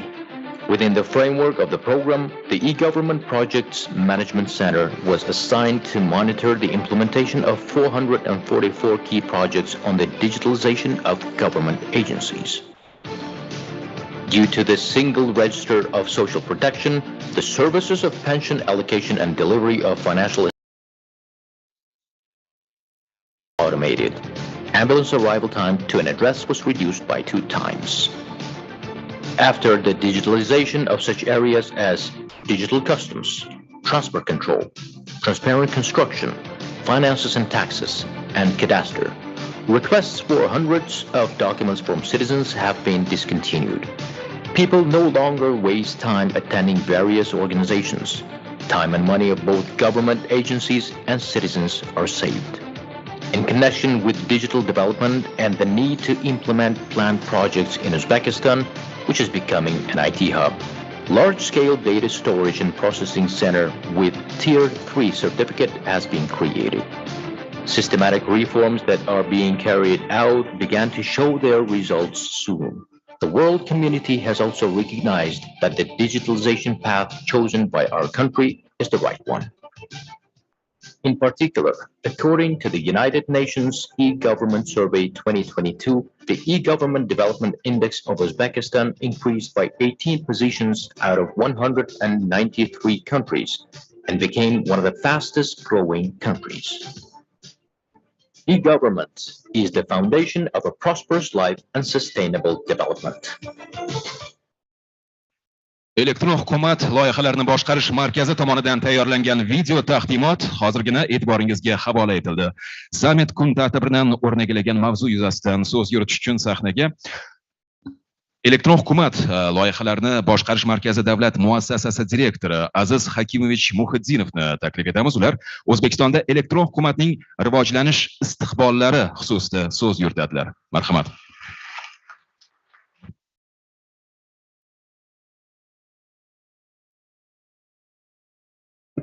Assalomu alaykum, hurmatli mehmonlar. O'zbekistonga, Samarqandga xush kelibsiz. Bugun barchalarni ko'rib turganimizdan juda ham xursandmiz. Qisqacha hozirgi kunda elektron hukumat tizimida mamlakatimizda amalga oshirilayotgan chora-tadbirlar, erishilayotgan natijalar bo'yicha bugun sizlar bilan o'rtoqlashmoqchimiz. Barchamizga ma'lum, elektron hukumat umuman har bitta yangi yo'nalishda bu birinchi o'rindagi vazifalardan biri bu qonunchilikni shakllantirish, qonunchilikni rivojlantirish bo'ladi. Shu bilan birga O'zbekistonda ham elektron hukumat sohasini rivojlanishda shu so'nggi 10 yil ichida qonunchilikni takomillashtirish bo'yicha bir qator ishlar amalga oshirildi. Jumladan elektron hukumat to'g'risidagi O'zbekiston Respublikasi qonuni qabul qilindi. O'zbekiston 2030 strategiyasi ishlab chiqilib, hozirgi kunda bu strategiya doirasida davlat organlarini raqamlashtirish, elektron davlat xizmatlarini rivojlantirish bo'yicha bir qator ishlar amalga oshirilmoqda. Bundan tashqari mana bu asosiy hozirgi kunda elektron hukumatni O'zbekistonda joriy qilish va rivojlantirish bo'yicha asoslangan normativ huquqiy hujjatlarimiz shularni tashkil qiladi. Ya'ni mana kuni kecha elektron tijorat to'g'risidagi qonunimiz qabul qilindi. Umuman olganda bugungi kunda aholimizga birinchi o'rinda aholimizga yengillik yaratish maqsadida elektron xizmatlarni rivojlantirish bu asosiy pirovard masalalarimizdan biri bo'lib turibdi. Hozirgi kunda mana rolikda ham ko'rsatib o'tgandik. my.gov.uz yagona interaktiv davlat xizmatlari portali ishga tushirilgan. Ushbu portaldan hozirgi kunda 3 milliondan oshiq O'zbekiston fuqarolari foydalanib kelishmoqda va hozir bundan oldin bu yerda Farhod Zoirovich prezentatsiyalarda relokatsiya bo'yicha alohida aytib o'tdilar. Shunga ham yanada osonlik yaratish bo'yicha hozir yagona portalda shu relokatsiya dasturi bo'yicha O'zbekistonga kelayotgan mutaxassislarga ham ma'lum bir xizmatlarni ishga tushirish ishlari amalga oshirilgan. Hozir bu yilda 350 dan ortiq elektron xizmatlar raqamlashtirilib, aholi tomonidan foydalanib kelinmoqda. Keyingi yil bu har yilga tasdiqlanadigan dasturimizga asosan keyingi yil yana 420 taga yetkazish maqsad qilingan va eng qiziqarli jihati shundaki, mana oxirgi 3 yillik tendensiyani ko'radigan bo'lsak, hozir aholi tomonidan elektron xizmatlardan foydalanish darajasi an'anaviy joyga borish foydalanishdan ko'ra balansi o'zgarib bormoqda. Bundan tashqari elektron davlat xizmatlarini hisobini yuritish, umuman to'lov tizimlari bilan integratsiya qilish bo'yicha ham mana 2 yil oldin elektron hukumatning yagona billing tizimi ishlab chiqarilgan. Hozirgi kunda billing tizimida umumiy ishga tushirilgandan beri 63 milliard so'mdan ortiq tranzaksiyalar shu billing tizimimiz orqali o'tdi. Albatta elektron hukumatda asosiy asoslardan biri bu fuqarolarni, ya'ni xizmatlardan foydalanuvchilarni identifikatsiya qilish tizimi hisoblanadi. One ID yagona identifikatsiya tizimi ishga tushirilgan O'zbekistonda. Hozir aytib o'tganingizdek, buni biza boshdagi, demak, boshlanish paytida faqat elektron hukumat tizimini identifikatsiya qilish uchun ishlatish reja qilgan edik, lekin hozir boshqa davlat organlarida qilinayotgan tizimlar ham bugungi kunda bu tayyor tizimdan foydalanishga qiziqishlari yuqori bo'lgani hisobiga hozirgi kunda 160 dan ortiq axborot tizimlari One ID identifikatsiya tizimini o'zlarining tizimlarida joriy qilishmoqda va hozirgi kunda 7 milliondan ortiq aholimiz identifikatsiya tizimidan foydalanib kelmoqda.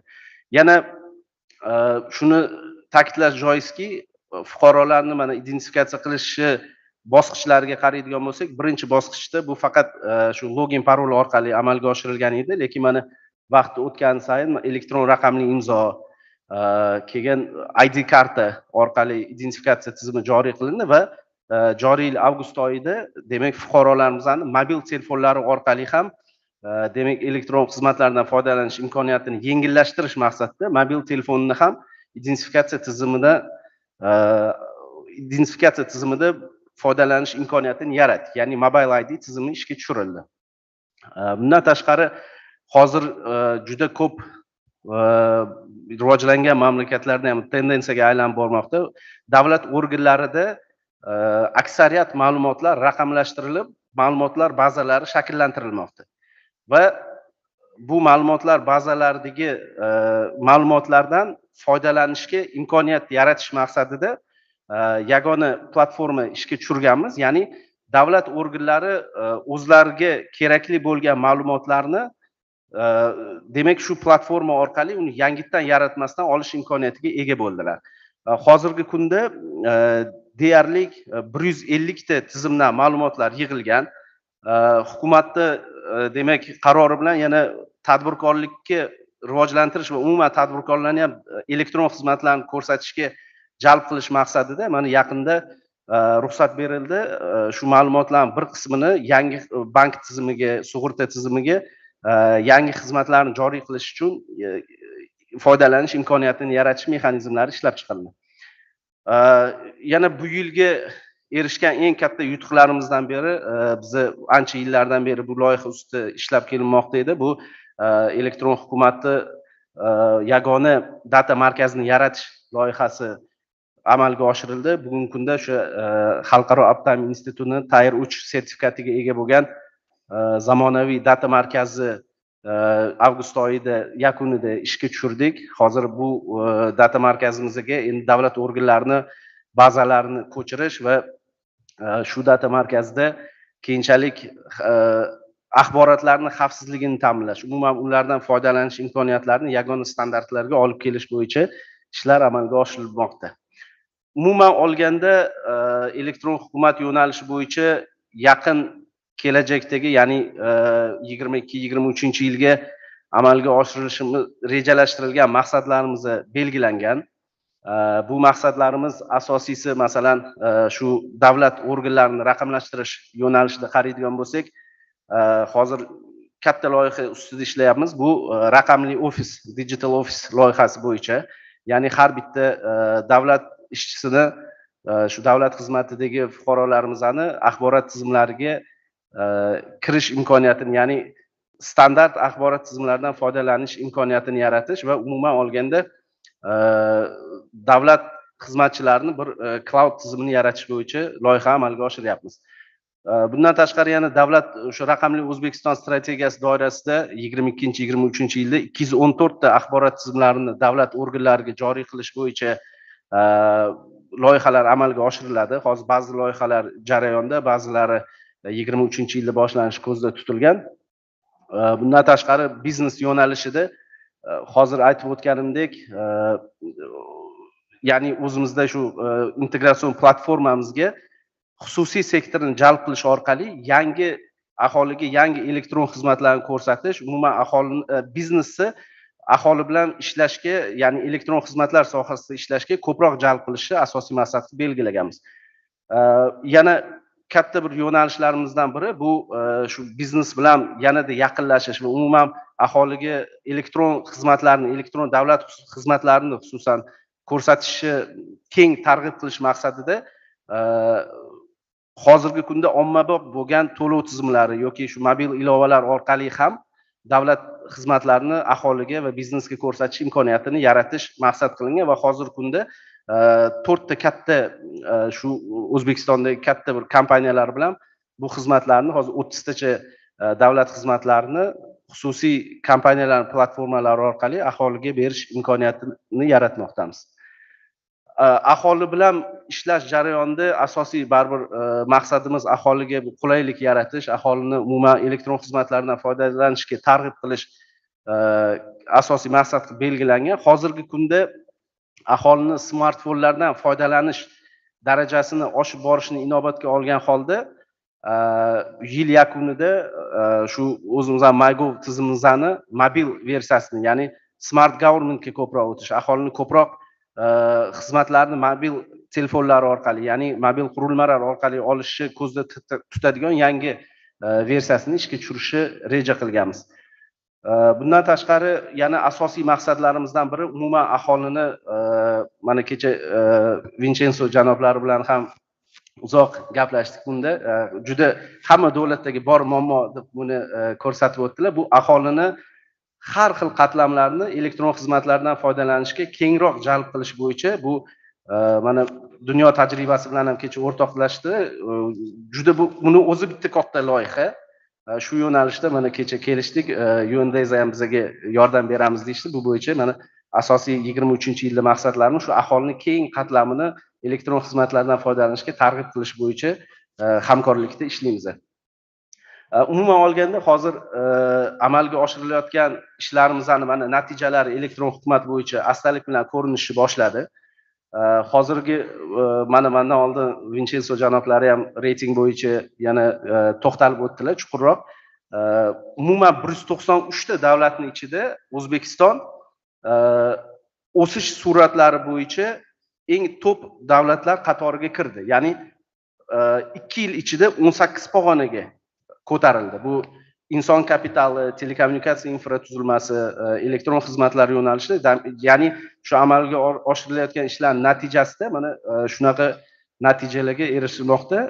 Umuman olganda hozirgi kunda keyingi 2 yilligiga ham ya'ni asosiy maqsad reyting ketidan quvish emas, lekin bu reyting bizni amalga oshirilayotgan ishlarimizning natijasini ko'rsatadigan bir mexanizm hisoblanadi. Qisqacha elektron hukumat yo'nalishida olib borilayotgan ishlarimiz bilan hozir tanishtirib o'tdim, lekin bizda AKT haftaligi doirasida ertaga shu Birlashgan Millatlar Tashkiloti bilan hamkorlikda bir kunlik sessiyamiz bor. U yerda bizdan tashqari yana 8 ta davlatdan ekspertlar tashrif buyurishadi. Umuman O'zbekistonda va umuman dunyoda amalga oshirilayotgan ishlar elektron hukumat yo'nalishida tanishish imkoni bor va albatta men shu yo'nalishdagi mutaxassislarga tavsiya qilgan bo'lardim. 26-oktyabr kuni shu haftalik doirasida Vincenzo janoblari bizga yarim kun vaqtlarini umuman shu elektron hukumat tendensiyalari keyingi 2 yilda nimaga e'tibor berish kerakligi masalalari bo'yicha bir chuqur tahlil qilib bizlar bilan fikrlarni o'rtoqlashadilar. Shunda qatnashishga hammani taklif qilib qolaman. E'tiboringiz uchun rahmat. Mazmunli taqdimot uchun Aziz Hakimovichga minnatdorlik bildiramiz. Keyingi mavzu yuzasidan ma'ruza qilish uchun sahnaga O'zbek Telekom aksiyadorlik kompaniyasi bosh direktori o'rinbosari Akmal Zakirjanovich Arifjanovni taklif qilamiz. Akmal Zakirjanovich raqamli infratuzilmani rivojlantirishga oid taqdimot bilan chiqish qiladilar. Marhamat.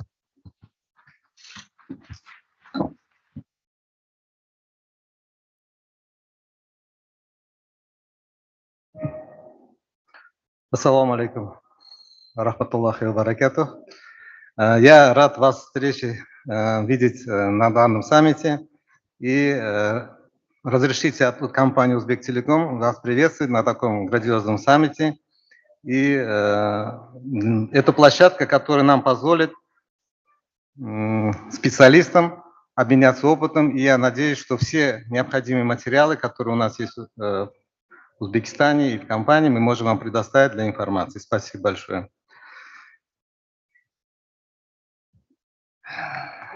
Значит, сегодняшняя презентация развития цифровой инфраструктуры охватывает обширную область исследований, но я постараюсь быть кратким, потому что у нас ограниченное время, и сегодня трудно представить какую-либо сферу общественной жизни, развитие которых возможно без участия информационно-коммуникационных технологий.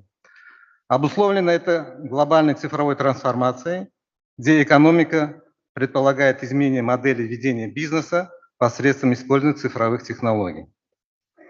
Цифровая инфраструктура как элемент цифровой экономики – понятие емкое и широкое, которое состоит из комплекса технико-технологических средств, включающих набор технических средств, центр сбора и обработки, преобразования и хранения информации, узлов передачи информации, программных продуктов и средств связи с использованием различных технологий.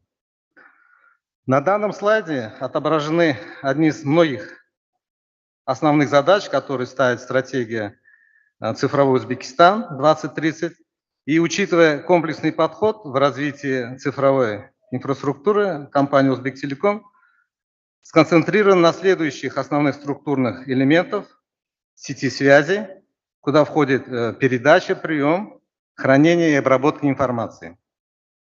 Понятие сети связи как элемент размещения физического оборудования для организации высокоскоростных каналов и создания сетей инженерного обеспечения является основным фундаментом инфраструктуры. Поэтому строительство и развитие сетей связи указывается как одно из важнейших элементов цифровой инфраструктуры, реализация которого призвана обеспечить широкополосный доступ к сети интернет. Компания особое внимание уделяет проектам, направленных на отдаленные сельские населенные пункты. Это во втором слайде мы можем увидеть уровень охвата оптическими линиями связи. Если к началу населенных пунктов республики, если к началу 2022 года проникновение оптическим широкополосным доступом был 71%, то в настоящее время он уже составляет 75%. И к концу 2022 года этот показатель планируется довести до 80%.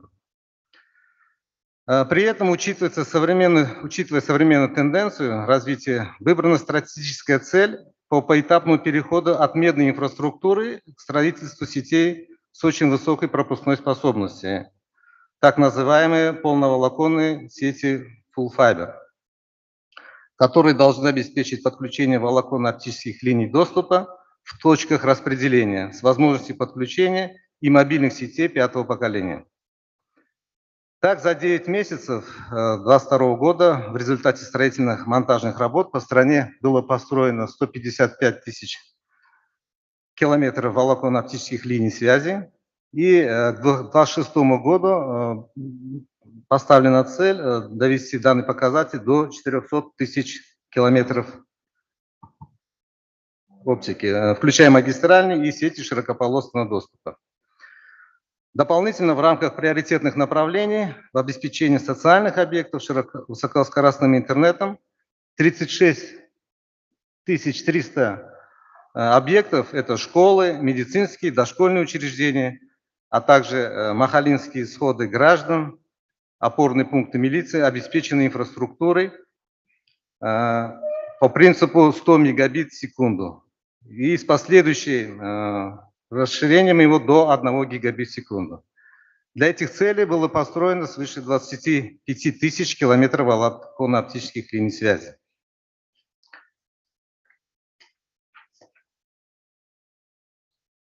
Далее компания уделяет большое внимание развитию мобильной связи.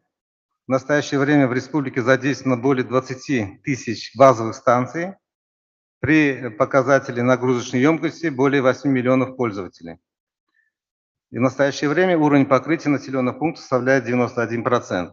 В настоящее время компания анонсировала работы по увеличению своего присутствия сетями мобильной связи во всех населенных пунктах республики, доведя данный показатель до 100%.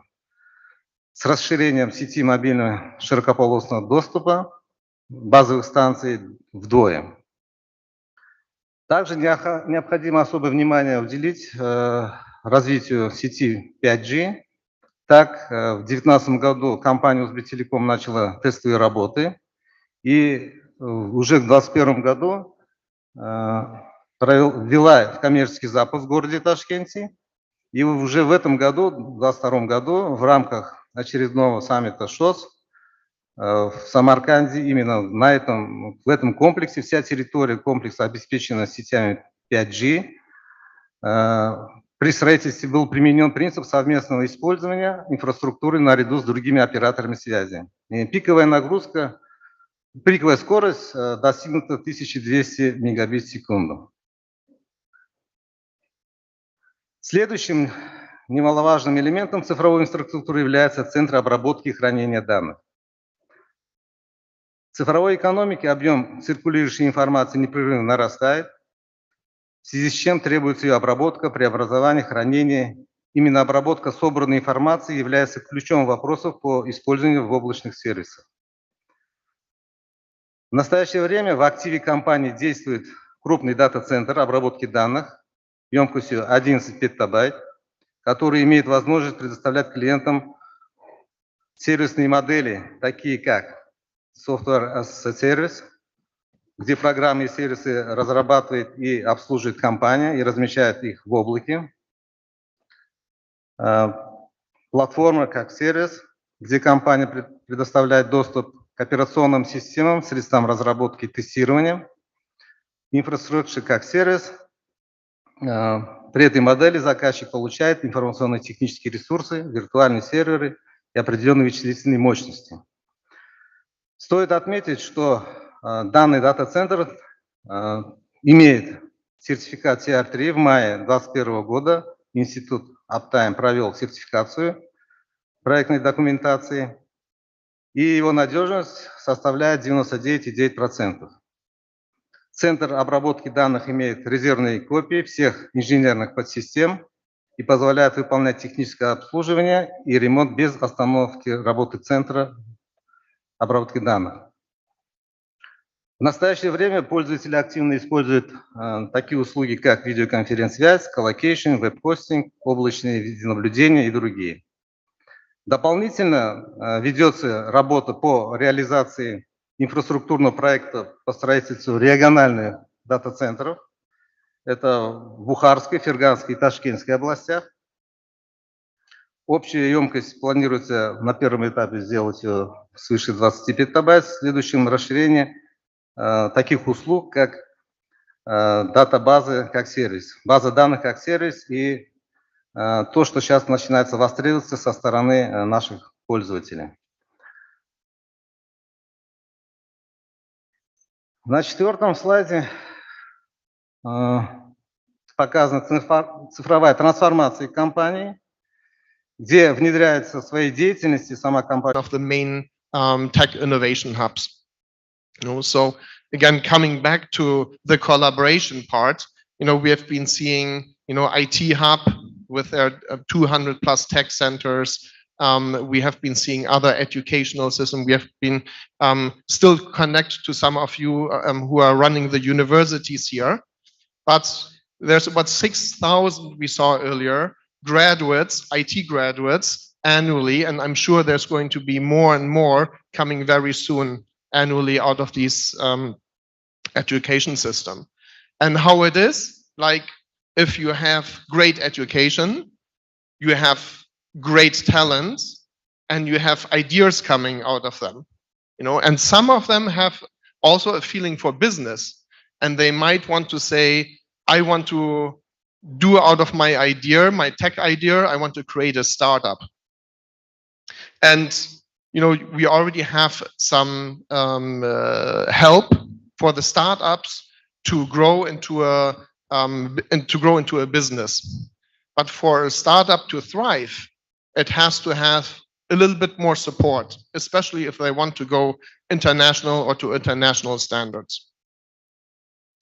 So what does Plug and Play do? Maybe some of you heard of the name Plug and Play before, with the largest global innovation ecosystem. And let me explain you a little bit. I mean, do I have a clicker? Okay. Let me tell you a little bit of what Plug and Play is. So you met us already. No. We want to make innovation available to anyone, anywhere in the world, by creating a great ecosystem. We are connecting corporations, governments with startups. We are running acceleration programs. We are helping corporations with their digital transformation in their journey. And also we invest in startups. And this is how it all started. About 16, 17 years ago, our founder, Saeed Amidi, out of Silicon Valley, who was a very established entrepreneur in the plastics business, in the real estate business, had a chance to invest in some startups, which he rented space out in his facilities in Palo Alto on University Avenue. So Google moved in with a few people. He had a chance to invest in a very early stage through a fund.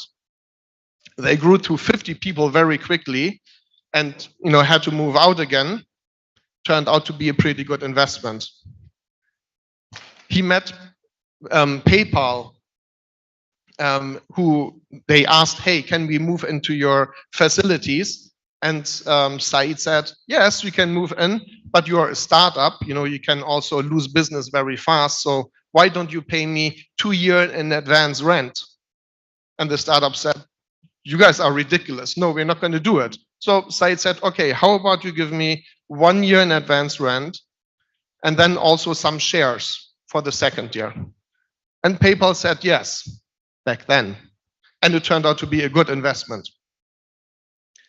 And similar to the other businesses you see up there. So with that, Saeed said, oh, this is a much better idea than running my traditional plastics business and real estate business. So we opened our first big office, which we rented out office space to startups in Silicon Valley. It's a big space. You guys are welcome to visit it. We have hundreds of startups at any given time there, and also a big number of big international corporations who have their innovation hub there now. So that is our office in Sunnyvale. Then we opened investment offices in Berlin and Singapore and had early stage acceleration programs there. This is about 10 years ago. Then we opened our first office in Stuttgart. This is the office where both Felix and I'm sitting. And based upon the success of the office, we opened in the past 6-7 years and increased to about 45, 46 locations globally right now. And all these locations, we are running innovation platforms. We are connecting to the local ecosystem. We are helping startups. We are helping corporations in their digital transformation. And we are also investing. And Tashkent, you see a big white space in the middle, and we are super happy to be now in Central Asia. We have a little office also in Kazakhstan, but we are really looking forward to make this a hotspot for innovation in the Central Asia region. Okay, now it doesn't move anymore, so.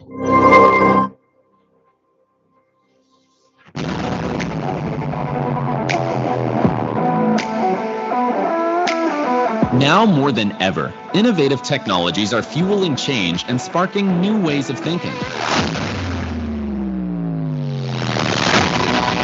Collaboration between corporations and startups is key to staying at the forefront of these trends. However, finding the right startups can be expensive, time-consuming, and ineffective. But Plug and Play is here to help. As a corporate partner, you will gain access to a whole ecosystem of innovation. Discover startups that meet your tech interests. Stay updated on the latest trends and network with industry peers. We will help you during every stage of your innovation journey, no matter where you are and where you want to go. Get in touch today.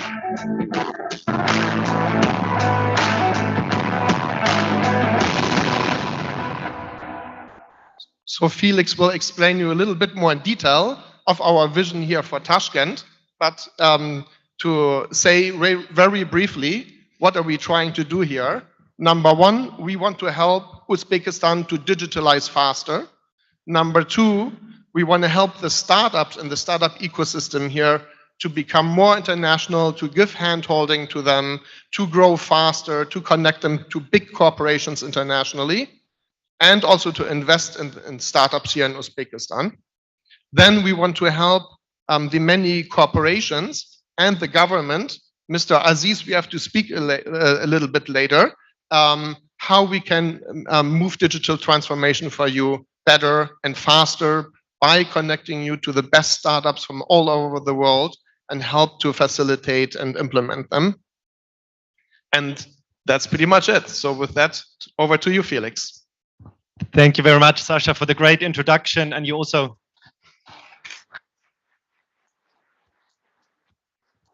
Thank you. You also got a little insight of what Plug and Play is all about in the video, but I'm here, as Sasha said, to give you a bit more of an insight of what we're trying to do here in Uzbekistan and how we're going to achieve it. So as Sasha said, we are bringing the global network to Tashkent and here to Uzbekistan. So it's actually, in fact, the largest corporate innovation ecosystem that we have in the world, with our 47 locations and over 55,000 startups that we're in touch with, or we have been in touch with over the past 16 years. It is, as I said, the largest ecosystem in the world, and our plan is to have Tashkent and Uzbekistan in general as part of this huge and strong ecosystem. So the 55,000 startups that we've been in touch with can be spread across 19 different industries that we're active in, ranging all the way from agtech to enterprise tech to mobility, all the way to travel and hospitality. So there's really no real tech topic that we cannot cover through our global presence. Here in Uzbekistan, we're going to start with 4 main tech focus areas or locations that we want to focus on in the launch of the process. First of all will be agri-tech, second will be enterprise tech, and also fintech and insurtech. And of course, as the plan is to add a lot more as we go along. So how are we going to combine all these 4 different industries and different challenges into one platform? We're going to use a modular approach and build on our already existing physical infrastructure all the way from our head office in Silicon Valley across our 47 global locations across the globe. And we're going to add a layer of our digital infrastructure. So I already mentioned the 55,000 startups that we've been in touch with, and we're tracking all of our engagement with our startups and young tech companies through our digital infrastructure and our internal database called Playbook. So we're also going to add the location of Uzbekistan to our digital global infrastructure Playbook. On top of that, we're going to build a individualized innovation platform tailored to the local market. And this is very important. So whenever we open up a new office, we always like to tailor our programs and our formats and events to the needs of the local companies and also to the needs of the local market in terms of the young tech companies and entrepreneurs. So what will it look like in the end? We as Plug and Play see ourselves as the matchmaker in the middle, and we're responsible for creating an ecosystem of change makers, far beyond only the cooperation between corporations and startups, or the collaboration between corporations and startups. We're going to tap into our international network of VCs and investors through our, as Sasha mentioned, investment activities of Plug and Play. We're going to tap into our global market of the top universities in the world that we're working with, combined with our mentorship programs, and also, most importantly, with the backup of a very strong local government here in Uzbekistan, we're going to tap into the local market as well. So how are we going to achieve this? We are planning to build an all-in-one solution, a really end-to-end innovation solution across all different stages of the innovation process, all the way from the ideation to the problem definition, to defining the use case, and then implementing a tailored solution into existing processes, into existing products, and into the existing corporation. So we're going to focus on 3 main activity areas, as you can see here in the slide. First of all, I already mentioned the corporations and the universities, but we want to match them with the best talent that is out there in terms of young tech companies on the startup front and also on the investment front. So we talked a lot about the benefits of the corporations that they're getting out of our program and out of Plug and Play in general. And I want to touch 1 or 2 minutes and spend on the benefits that we have on the local entrepreneurs and the local tech companies. So why startups choose Plug and Play? First of all, we are giving local entrepreneurs, no matter how big the company, it can be from one person with a great idea to an already established MVP or pilot. We're giving them access to our global ecosystem and our global network of corporations. As Sasha mentioned, we're now collaborating with more than 600 corporations across the globe, industry-leading corporations across their industries and their focus areas. So we're giving them global access, and we're providing landing pads for them to test out their technology with the help of these strong corporations and with the help of, most importantly, with the capital and the infrastructure of these corporations. We're also providing world-class mentorship programs. So I already mentioned our global network of universities that we're working with. We have a team based in Silicon Valley that only focuses on a collaboration with universities. And our plan here in Uzbekistan is also to implement the local universities who we, as we learned, are a lot of. We want to implement it into our global ecosystem as well. Of course, the networking opportunities on our regular events and our regular formats, any startup that has access to our acceleration programs or that is part of our acceleration programs will gain access to our networking opportunities. And far beyond that, of course, the investment activities, we're still investing in about, only last year, it was 250 startups. So we're actually still one of the most active investors in the world and have therefore a very strong network of VCs across the globe in different industries. So as I said, we invested in a lot of companies over the past 16 years, close to 2,000 portfolio companies by now, in fact. So you can see some of our or a snapshot of our portfolio on the slide here. I think a few well-known companies. Sasha also mentioned a few of them. But as I said, we're still investing in 250 startups a year on average. So we are planning to expand that number and to, of course, also add Tashkent in this data. So how do we find these companies? I mean, you saw some great companies. The trick behind us is 4 pillars of our sourcing process. As I mentioned, we're building on our global network of venture capital partners that we're doing our co-investments with. We're also tapping into the local universities across the globe.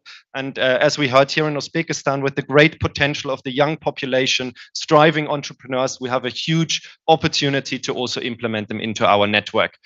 On top of that, we have a global network of around 250 venture scouts who are scouting and sourcing technologies and startups and solutions based on very specific tech interests. So here we can dive into the problem statements of individual corporations, no matter the size, and we can find fitting solutions based on their needs. And on top of that, we also have a lot of activity in terms of our inbound channels. And with that, I want to hand it over to Sasha again, because we also have some very exciting news for you today. Thank you for your attention.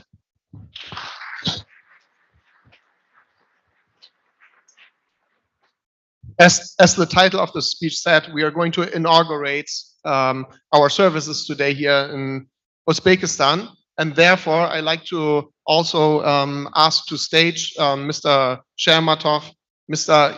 Farhad Ibragimov, and from Aloka Bank, Mr.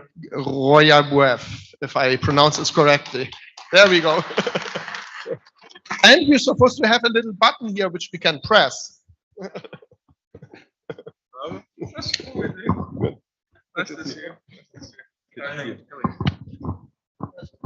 It's not a little button. That's great. Okay. Ijozatingiz bilan yana bir bor Plug and Play akseleratsiya dasturi tanlovini hamda Plug and Playning O'zbekistondagi filialini ochish uchun, rasman ochish uchun Sasha Karimpourni, Felix Lamersni, axborot texnologiyalari va kommunikatsiyalari rivojlantirish vaziri Shermatov Sherzod Xatamovichni, IT park direktori Ibragimov Farhod Zairovichni, Olimjon Muhammadjanovichni va Aloha Ventures direktori Suhrob Odiloğlu Gaybullayevni ramziy tugmani bosishga taklif qilamiz. Мы через считанные секунды начнем цифровой отсчет для того, чтобы дать старт данной программе, реализации данной программы Plug and Play. We're a team, right? So should we start? I think there's a movie coming. Should we wait for the movie or should we say we press it first? So how do we do this? We say Начинаем цифровой отсчет. 3, 2, 1, старт.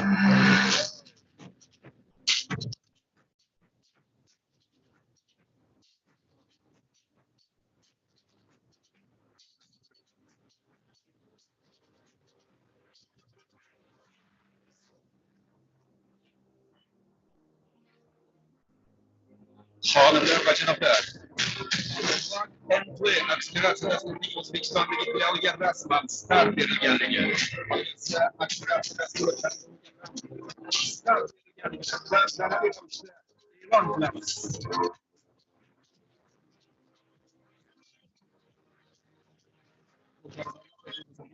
Bizda ham tashkil etilishi o'zbek startaplarining xalqaro bozorga chiqishiga yordam beradi. Qolaversa, bunda eng istiqbolli startap loyihalari saralab olinib, akseleratsiya dasturlarida ishtirok etish va yirik korporatsiyalar bilan aloqa o'rnatish orqali ularning o'sishiga ko'maklashiladi. Muborakbod etamiz. So let's make this a success together. Dear startups, and I don't know how many of you are here in this room, please apply. And we will also stream this, of course, on social media. So you have the way to apply. Thank you again very much and looking forward to working together with all of you. Thank you.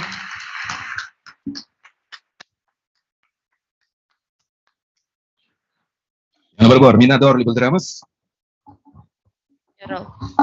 Hurmatli tadbir qatnashchilari, xonimlar va janoblar, shuning bilan ICTWEEK Summiti yakuniga yetdi. Summit ishida qatnashgan barcha ishtirokchilarga minnatdorlik bildiramiz. Oldinda haftalik kun tartibidan o'rnatilgan ko'plab tadbirlarimiz bor. Xususan, yana bir muhim tadbir soat 14:00 da raqamli Yevrosiyo forumi aynan ushbu zalda bo'lib o'tadi. Soat 14:00 ga qadar biz tanaffus e'lon qilamiz va yana bir bor barchangizga e'tibor uchun minnatdorlik bildiramiz.